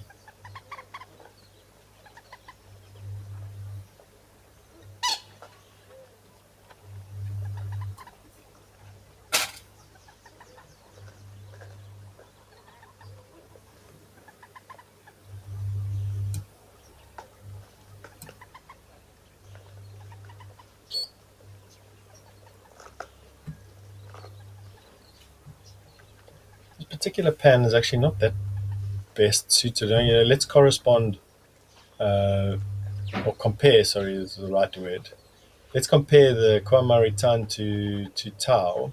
Kwamaritan, you saw those bushes growing right up onto the grass, onto the edge of the pan. Whereas here, the floodplain of this particular dam is stretched out a couple of 100 meters away from the edge of the water. Any predator would have to approach in the open and be visible, and then have to make a fairly long sprint at an expensive energy cost, to animals that are, more agile and faster than it. And so, while I definitely think that the lions would be in this vicinity, I don't think they're going to be shacked up right next to this pan.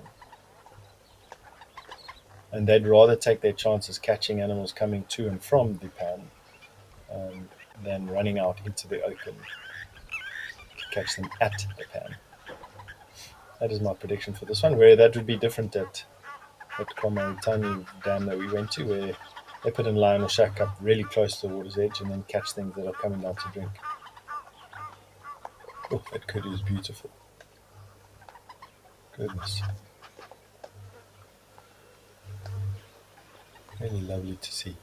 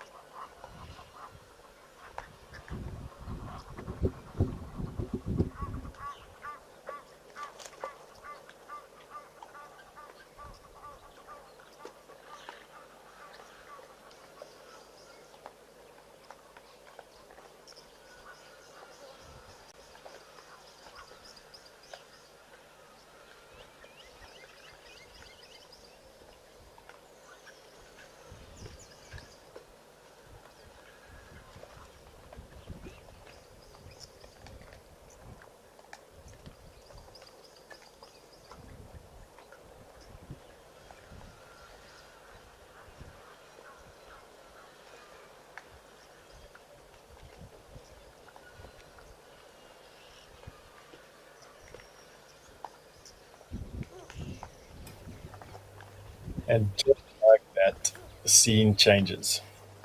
I mean, dry season viewing at these pans are just perfect for large mammals like this. And we had kudu, wildebeest, and some pretty cool birds now make way for zebra and elephant. And who knows what next is going to be coming. It's still at a pretty far distance, so it's just one of those really cool vistas where we're seeing big views with big hills and lots of things happening everywhere.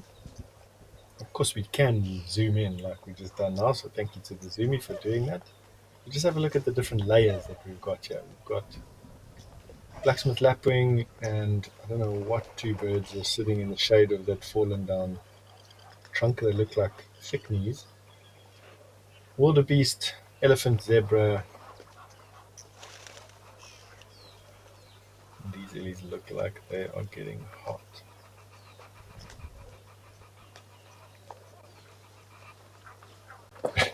Zebra having a yawn as he entered the picture.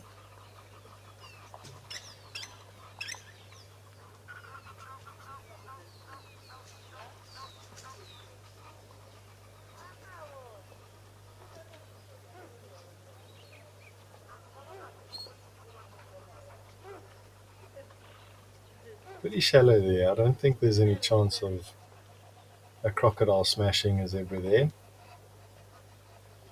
And I think that, the crocodiles that I've seen around this pan anyway, there are 5 of them. I've only ever seen, I think, 3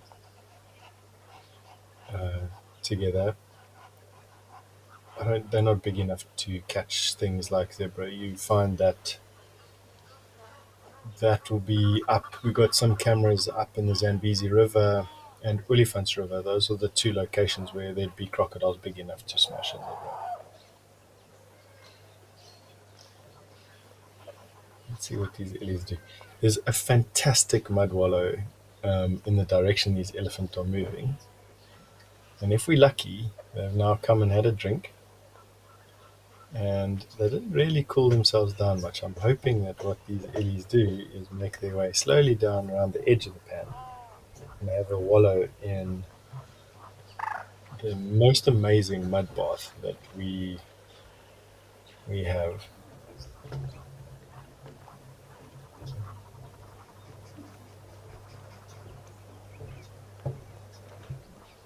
Got a large bull elephant there in the background.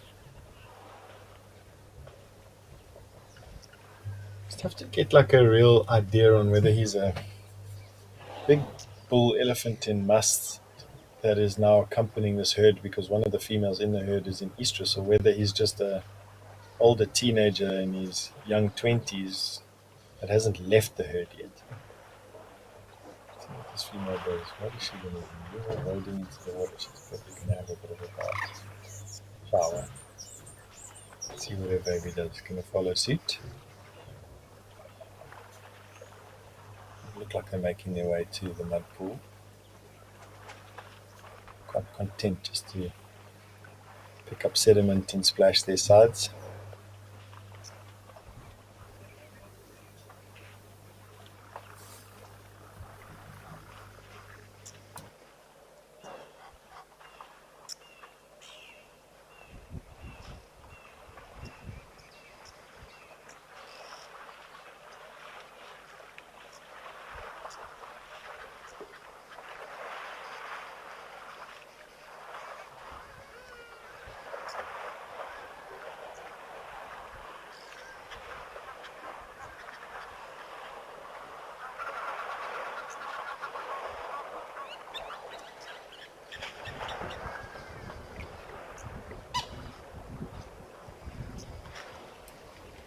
There we've pulled out a little bit and it gives us a great view of these elephants just sort of wading across the pan.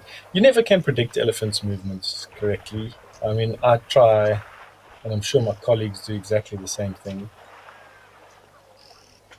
Predict what they're going to be doing, but they're their own animals and hauling itself out of the pan. I think it's deep mud there. But yeah, it's really tough to predict what they're going to do. These matriarchs, they got their own ideas. They've learned from their mothers and aunties and then life experience on top of that. And because they're so intelligent, what's the mark of advanced intelligence is imagination. Do elephants have fear? Yes. Fear is in part attributed to imagination. I don't know if you read some reports and hearsay, elephants are given the sort of intelligence of a 16-year-old human. I think to some degree or another, we all know how the imaginations of them are.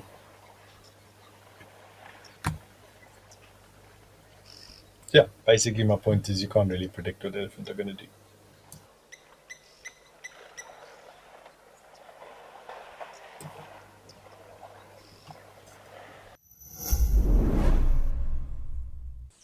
Get ready for your daily dose of African wildlife magic. Be enchanted by the intimate moments shared by the animals as they drink, play, and interact in their natural habitat. With our daily wildlife videos, you'll experience the thrill of safari adventures without ever having to leave your seat. Let the wild adventure unfold right before your eyes.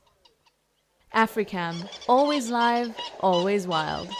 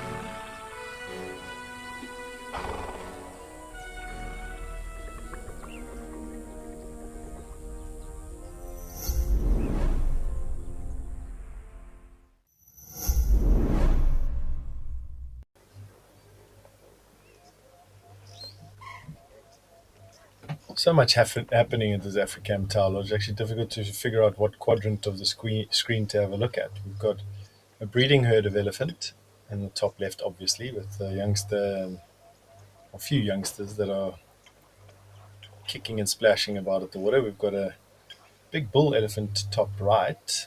Don't know whether yet he's just coincidentally arrived at the water at the same time as this herd, or whether he's actually associated in some way. And then we've got a wildebeest behind the big male elephant. And then the foreground here, no crocodile for a change, which is rare. So the crocodile in the water somewhere. And in fact, we can see a crocodile centered top screen. He's just come out of the water and chased out of there with one of the larger crocodiles. And we've got a whole bunch of birds. White-faced duck, coots, Egyptian geese, African jacana, black-winged stilt. Lots of birds.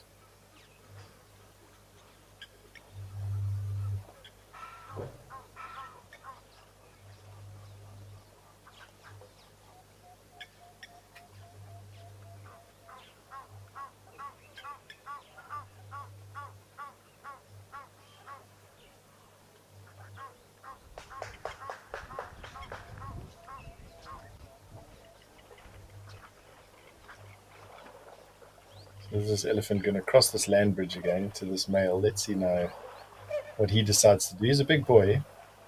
Now that he's a bit closer, I'm leaning toward the fact that he's probably not a teenager and he's actually a mature bull elephant.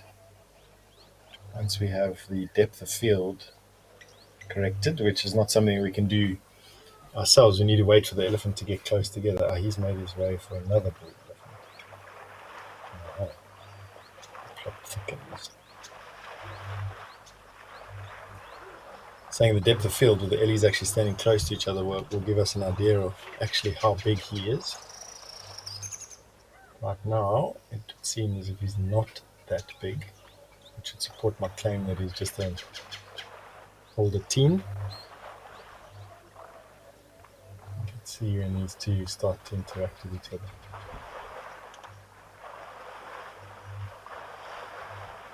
Cool, these elephants are sort of moving across and through the water as often as they are. Just don't know why I come across, man. It's just because the water was probably clean. Okay, this is this bull. You see what's happening now? She's submitting to him testing her. Just a brief interaction there. Not really caring about the youngsters.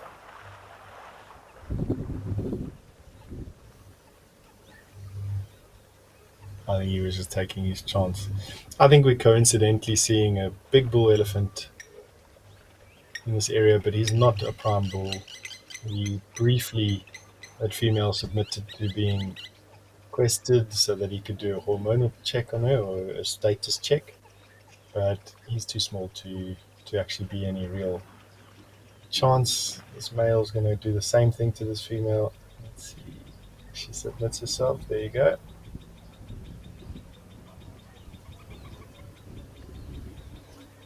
And he's just busy puzzling over it in his brain. If she's in estrus or approaching estrus, that big bull elephant will stick around until another bigger bull displaces him. If she isn't, he will probably come back to the water and carry on with his day. There you go. He's carrying on with his day. Alright, so she's not in any, her body is not in any way ready for another baby just yet. So she's been allowed to carry on going without being harassed by these males. These two dudes are probably just in their bachelor herd,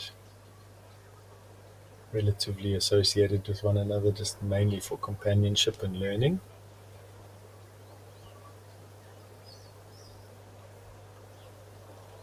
Let's see what happens here. Who will make room for who? I think the one on the right is bigger than the one on the left, and so I've got a feeling that the smaller one will just stand where he is, give the bigger one the right of way. And maybe we're lucky and we watch both have a bit of a swim. The head shake, very typical of bull elephant coming down to the water's edge.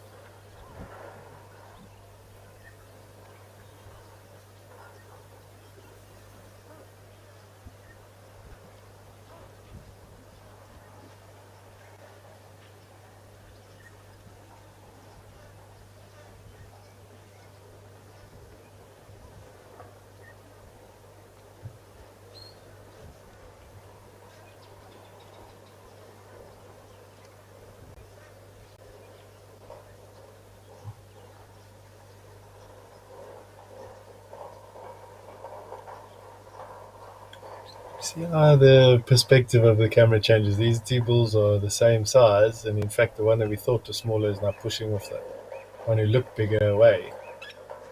So it's higher up the hierarchy. And that's just something about like the way we perceive things, and just something that I've learned over the years working with WildEarth, that nothing is really what it seems initially. It's never really as close as you think or as big as you think, or vice versa. And now that they're together, you can actually see in actual fact the one on the right looks bigger. The one on the left has been dominating the mud pool. Gosh, who knows? Thank goodness life's full of mysteries, otherwise it'd be boring, right?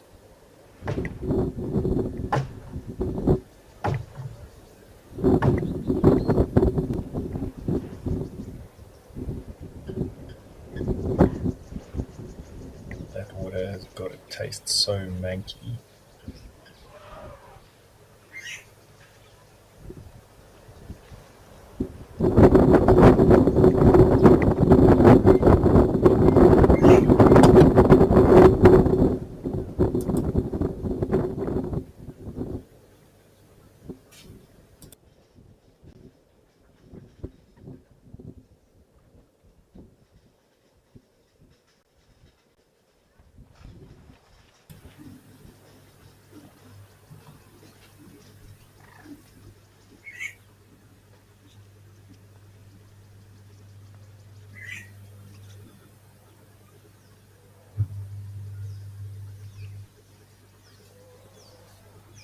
They are slowly making their way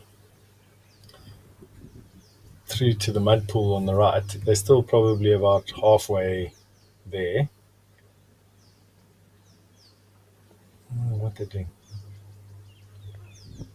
Just in the as we were, as I was recalling, my lesson from Elephant is on how to be a human being, not a human doing. And how to be present and find joy in every moment. And I had to catch myself. I'm like, why aren't you going for a bath? It's a doing thing. I just be happy to be together, having a few mouthfuls, enjoying the scenery.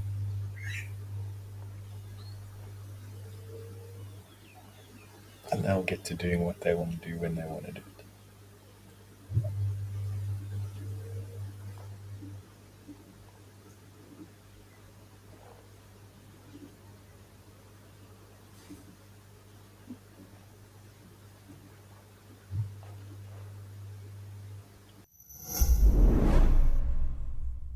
Are you looking to take your bond with the wild to the next level? Download our app and access in-depth chats with our naturalists and special guests. Connect and converse in real time on our Ask Me Anythings, fireside chats, hangouts, and town halls. WeChat, available on the WildEarth app. WildEarth, we are Safari.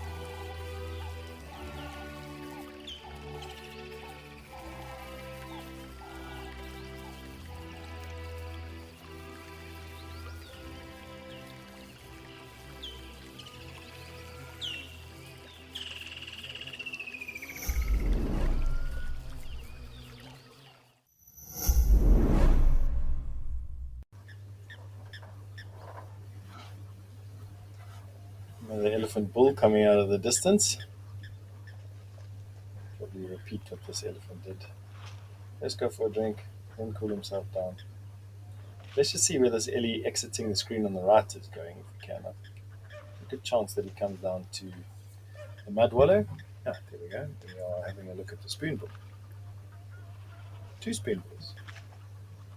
Cool. This is a really epic view of that highly sensitive beak that they swish through the water, catching insects and fish. They obviously finished breakfast. Before that, they were very busy. We were just watching them going crazy. Looks like their beaks were squashed in the ice. Or between your palms.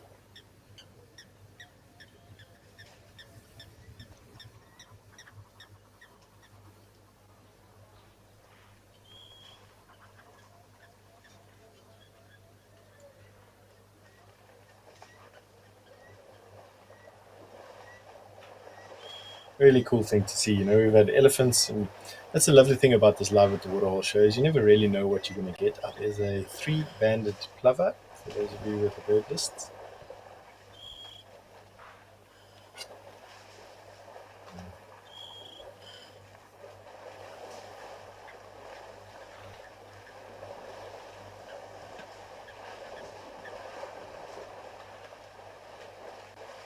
That's what he's saying, you never know what you're going to get around these pans, and sometimes you're surprised. I haven't seen a spoonbill at one of the camera feeds since starting to work on the Live at the Waterhole show. They're fairly common birds to see, but you don't always see them, and so it's really nice to see them, especially highly specialized birds like this bird, which has more sensory organelle in that little flat-tipped beak where we got in the ends of our fingers. And they will swish that paddle around quite fast in the water, and they're able to then feel fish and insects catching them. And when we first came to this pan this morning, we noticed the spoonbills, and they've been feeding every segment we've come here, except for now. They're busy having a preen and a rest.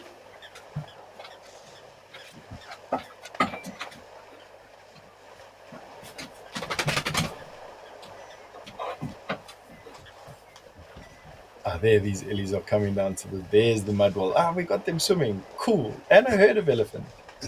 So that's the best mud wallow that we have in this area, without a doubt. In fact, look at it. You can watch an elephant submerging itself. And we often see these illies just have the most epic swims here. It's just really cool. Then we've got another bull elephant coming in from the left. So this big bull elephant, he obviously waded straight in. We've got a herd of ellies that has come out of the grass and is having a bit of a swim. That baby, look at it. In the center there of the pool, just having the best time. Now we got this big guy coming in here. He's probably going to wade straight in and just have a mud bath as well.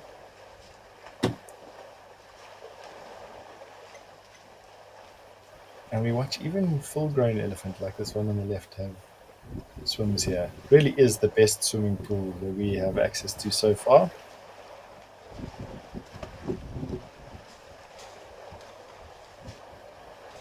Amazing. What's it under? It just popped out of the water. Didn't even know it was there. Head under the water. Look at that. Gosh. Just loving it. That poor elephant, smartly shown on his way. Didn't even have a drink. Just came in and now he's being toasted.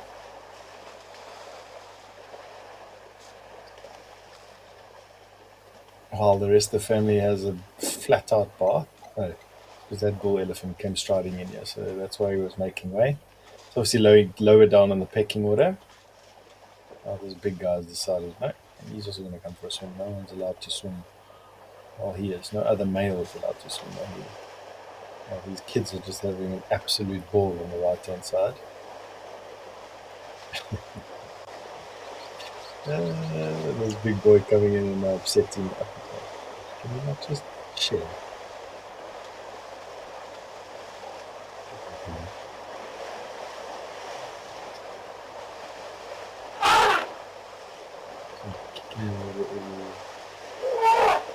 Maybe slipping now down the bank. Look on the left hand side. Mommy probably helped him up. Yeah, mommy helped him, or auntie helped him. You saw that? These ones won't need as much of a help. It's interestingly how they dig their tusks into the ground to help give them some footing. We've watched them struggle up the same bank. It's so weird because they can just get out on the beach on the other side. Not using their tusks. Now this big boy, he's now coming to the mud wallow there on the right. He's going to go into the deepest part of the pool. Let's see if he lies down. Succumbs to the joy of it. And digging the pond deeper. Absolutely slow. The best ever.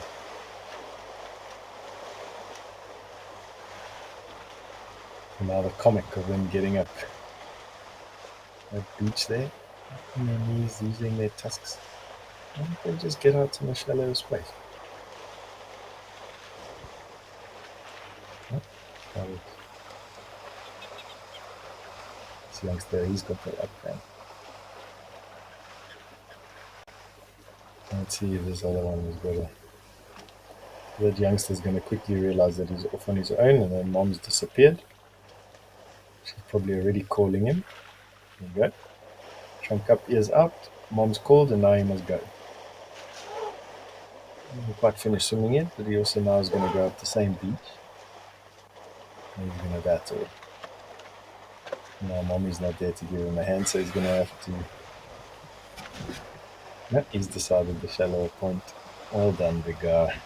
That is the way. Engage that frontal lobe.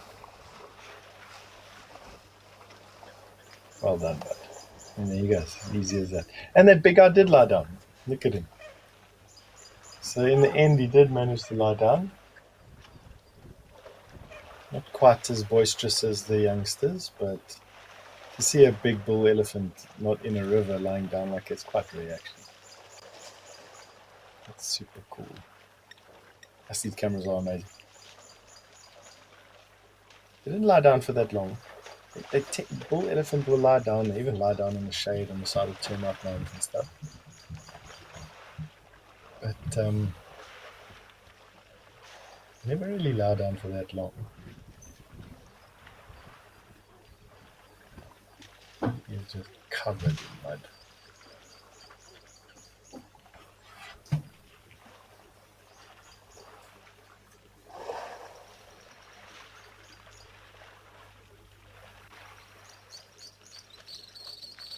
So cool. That breeze that's blowing there, the slight breeze, must be cooling him down so much.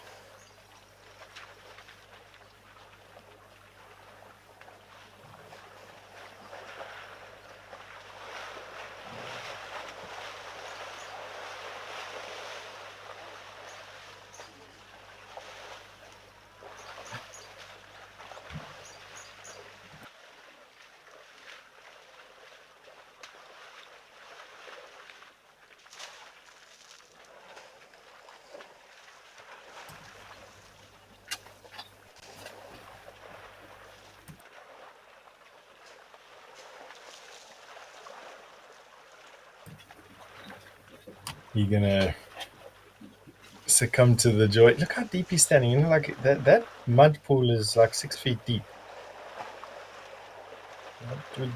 You'd battle there as a human. It's a proper mud bath. Actually, frankly, I'll put myself in the sun with my mouth to get into that.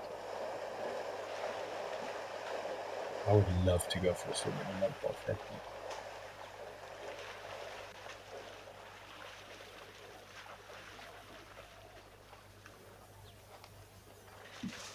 And an illy like that, you could easily walk underneath his front legs there. And he was standing belly deep in that water. What's this guy doing? He's just been in the same place for a while. Gosh, he's drinking that disgusting water. What are you doing, the guy? And the rest of the illies around. And the herd having scampered off. Oh, here they are.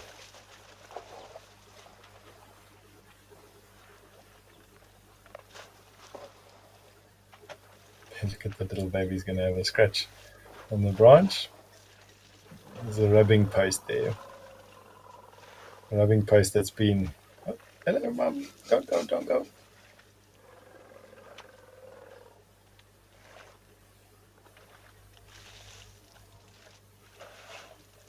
What a treat, and right on time. It's an epic seeing that. See that spoonbill starting to feed again, so obviously that illy chased it off the rock.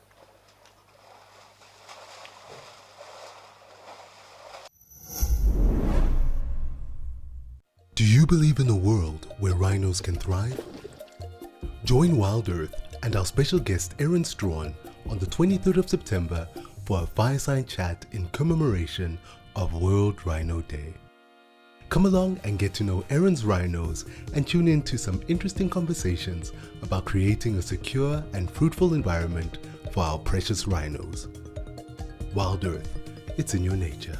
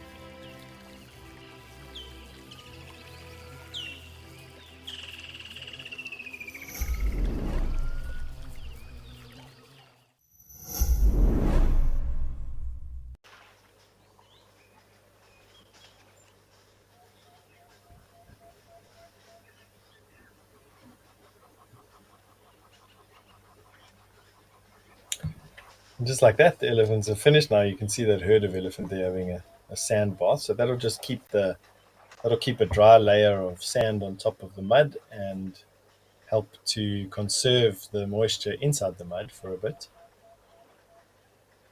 And so it's just an added layer of insulation.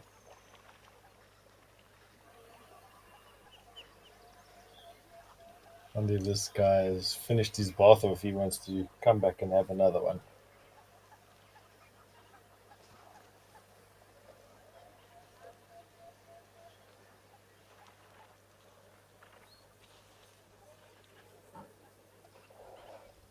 The big boy coming in here. He hasn't. Is he gone for a swim? He's wet himself. But he might come in for a mud bath as well.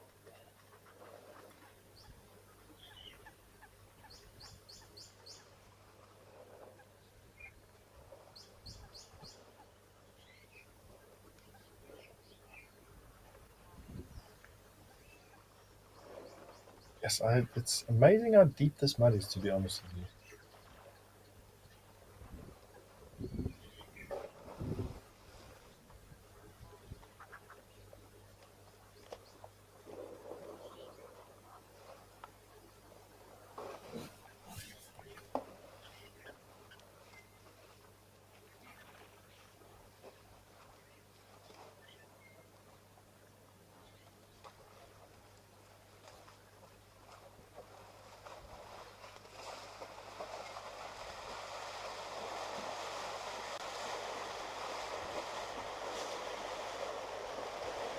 I might come back to you now.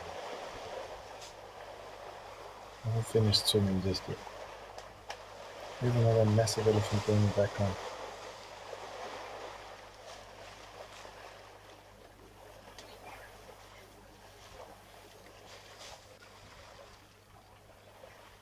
Gosh, he's everywhere today.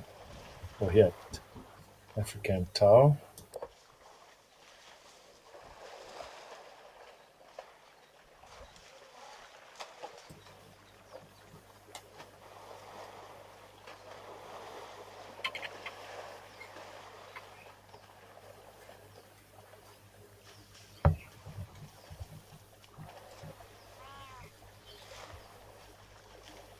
So cool. What a privilege.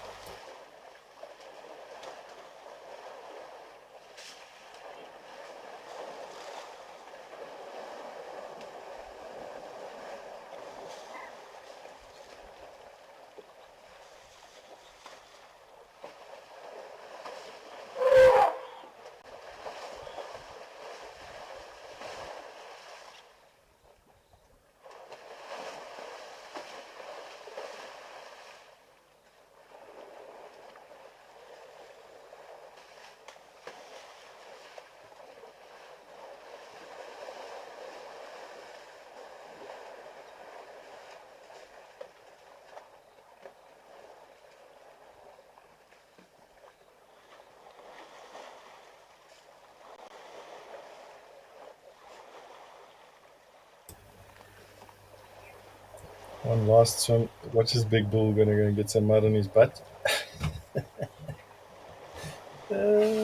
Classic. It must be so cool. Don't you wish you were having a swim right now? I suppose it depends on where you are. If it's cold, then no.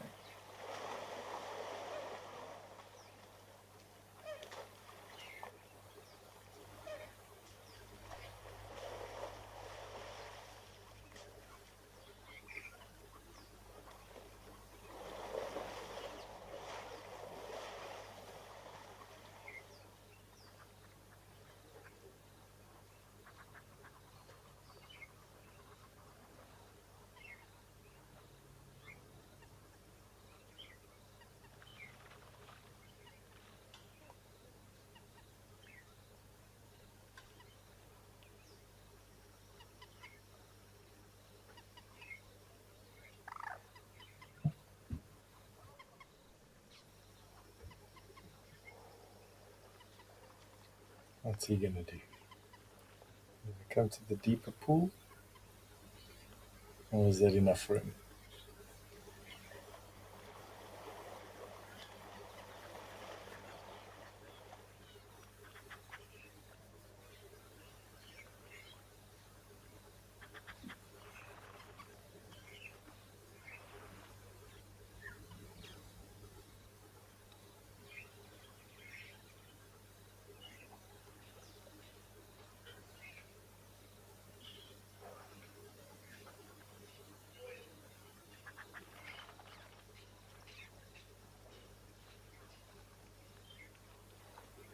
Just busy listening to the bush around him, deciding what he wants to do, which is the elephant's prerogative.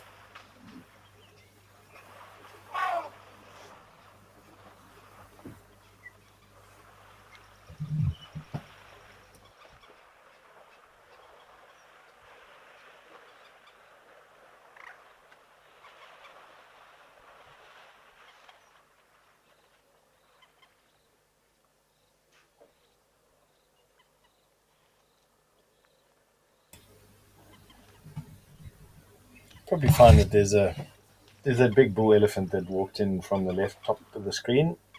Sorry, right to left top of the screen. But earlier, you probably find me busy listening to that bull. Or there were some females. Right, here we go. Here comes the bull. Another big ellie there at the top. He's the one that marched in there. This one that was swimming, he just was listening to all of that.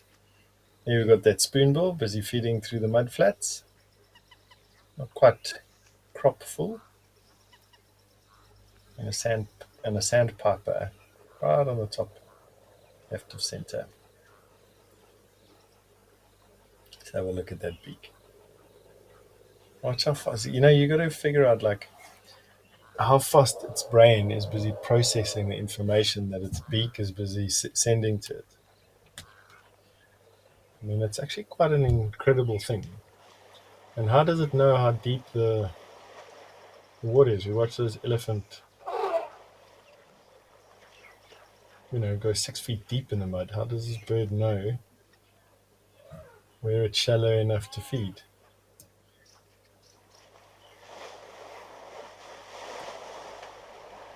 I suppose this is its environment. It just knows.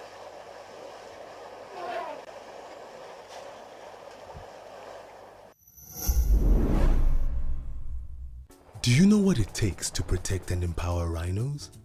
On the 22nd of September, WildEarth is hosting a fireside chat in celebration of World Rhino Day.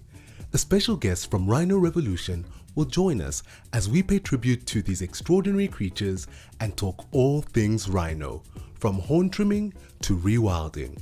Don't miss out on the fun. WildEarth, it's in your nature.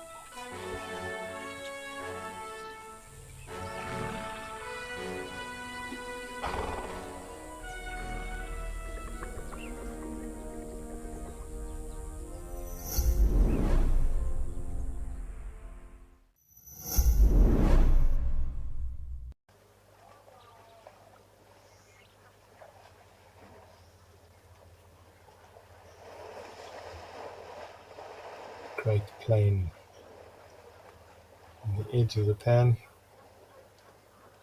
The hills of Madikwe in the background.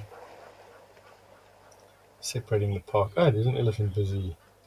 That's that big boy that was looking like he might go and swim. So they've now there's 3 elephants there that are busy having a bath in the deepest part of the pool.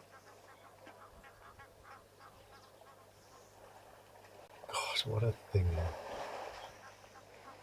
That handsome warthog. What are you doing? That is a dominance display usually that you find male elephant doing to one another. It's just a smaller guy having a bit of fun with an older one. Nothing serious there.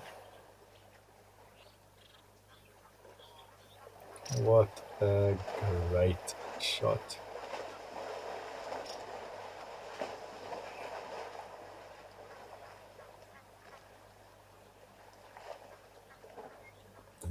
It's like car-sized animals busy having fun in a mud bath.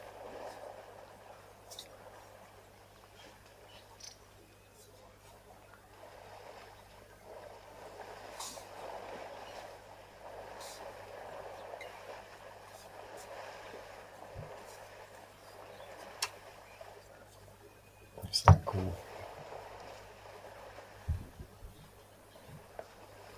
A bit of a tussle under the water. For a big elephant, like I said, outside of the river systems, it's rare to see them submerge completely. Not that that elephant's completely submerged, but trunk out just to breathe.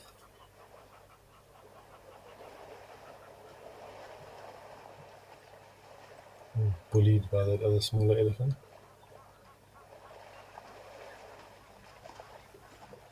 Now put in his place.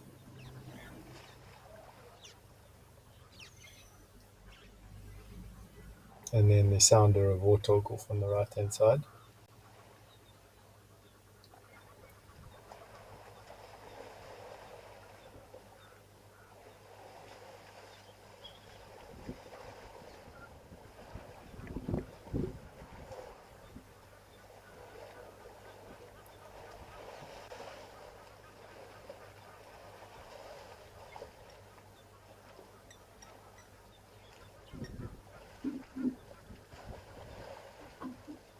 Gosh, that mud puddle is deep.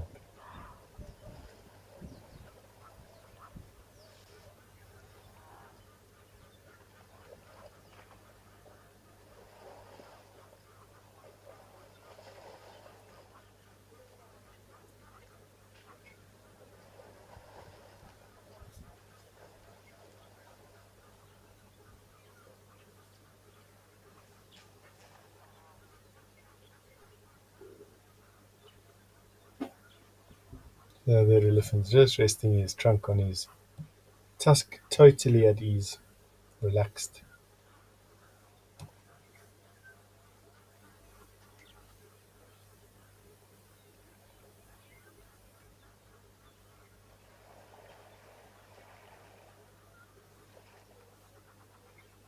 Game viewer coming into view. Madikwe being a game reserve where tourists can actually access, and any number of accommodations, including Tower Lodge, to go and stay at. And a great place to come and have a game view. So come to have this. We're just driving past to get to the lodge. Yeah. Not celebrating the elephant bathing like we are, which is their loss.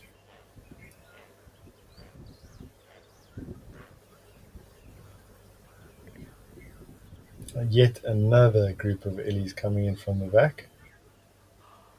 Gosh, hot day today, and with the temperatures only set to increase for the afternoon, I'd imagine that a deck chair and a cooler box of beer and some snacks next to you at this fancy scene here would be where I would spend the afternoon.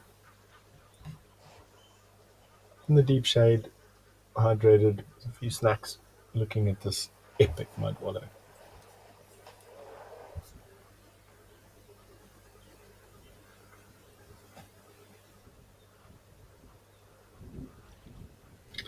Joanne, you 100% correct there. You said it's always great to see wildlife enjoying water. I couldn't agree with you more.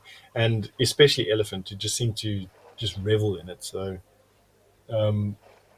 yeah, it's 100% correct there. Just, he hasn't finished digging the mud yet. He's going to carry on digging in.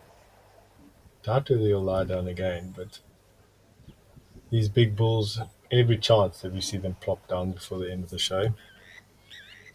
Here comes the spoon bull. We'll see now how clever the spoon bull is at gauging depth. We know how deep this water is.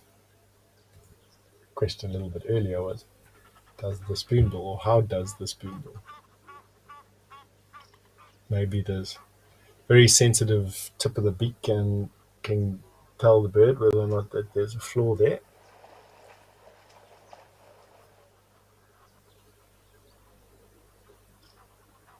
Who knows?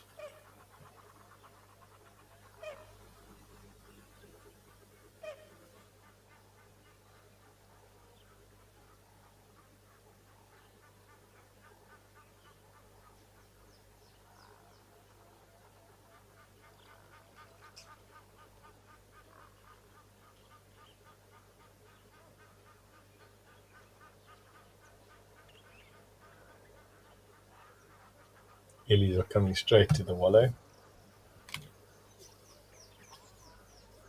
Probably talking to one another all the time. You can't hear it from where you are. And also, even if you're right next to that elephant, you wouldn't know that they were communicating with each other. But before we even saw these two, you probably found that they were communicating through infrasound, ultra low frequency sound that the elephant are big enough in body to produce. In fact, they even figured out that giraffe communicate in infrasound as well. So not only here's even another elephant. Gosh, what a finale to today's show. It's a couple of minutes before the show ends. And I'm just going to use the time that we have while we're waiting for these Ellies to come, just to say thank you to all of you out there for viewing today's show. For those of you who managed to stick it out through the whole show, I hope you had some fun. And for those of you that joined sporadically and intermittently, I hope that you got to see some of the great sights that we had. Thank you to all the partners, and thank you to all the people that make the show possible from a variety and resource point of view. And then, of course, notwithstanding the staff who do such a fantastic job every single day of bringing these pictures to you. Really cool.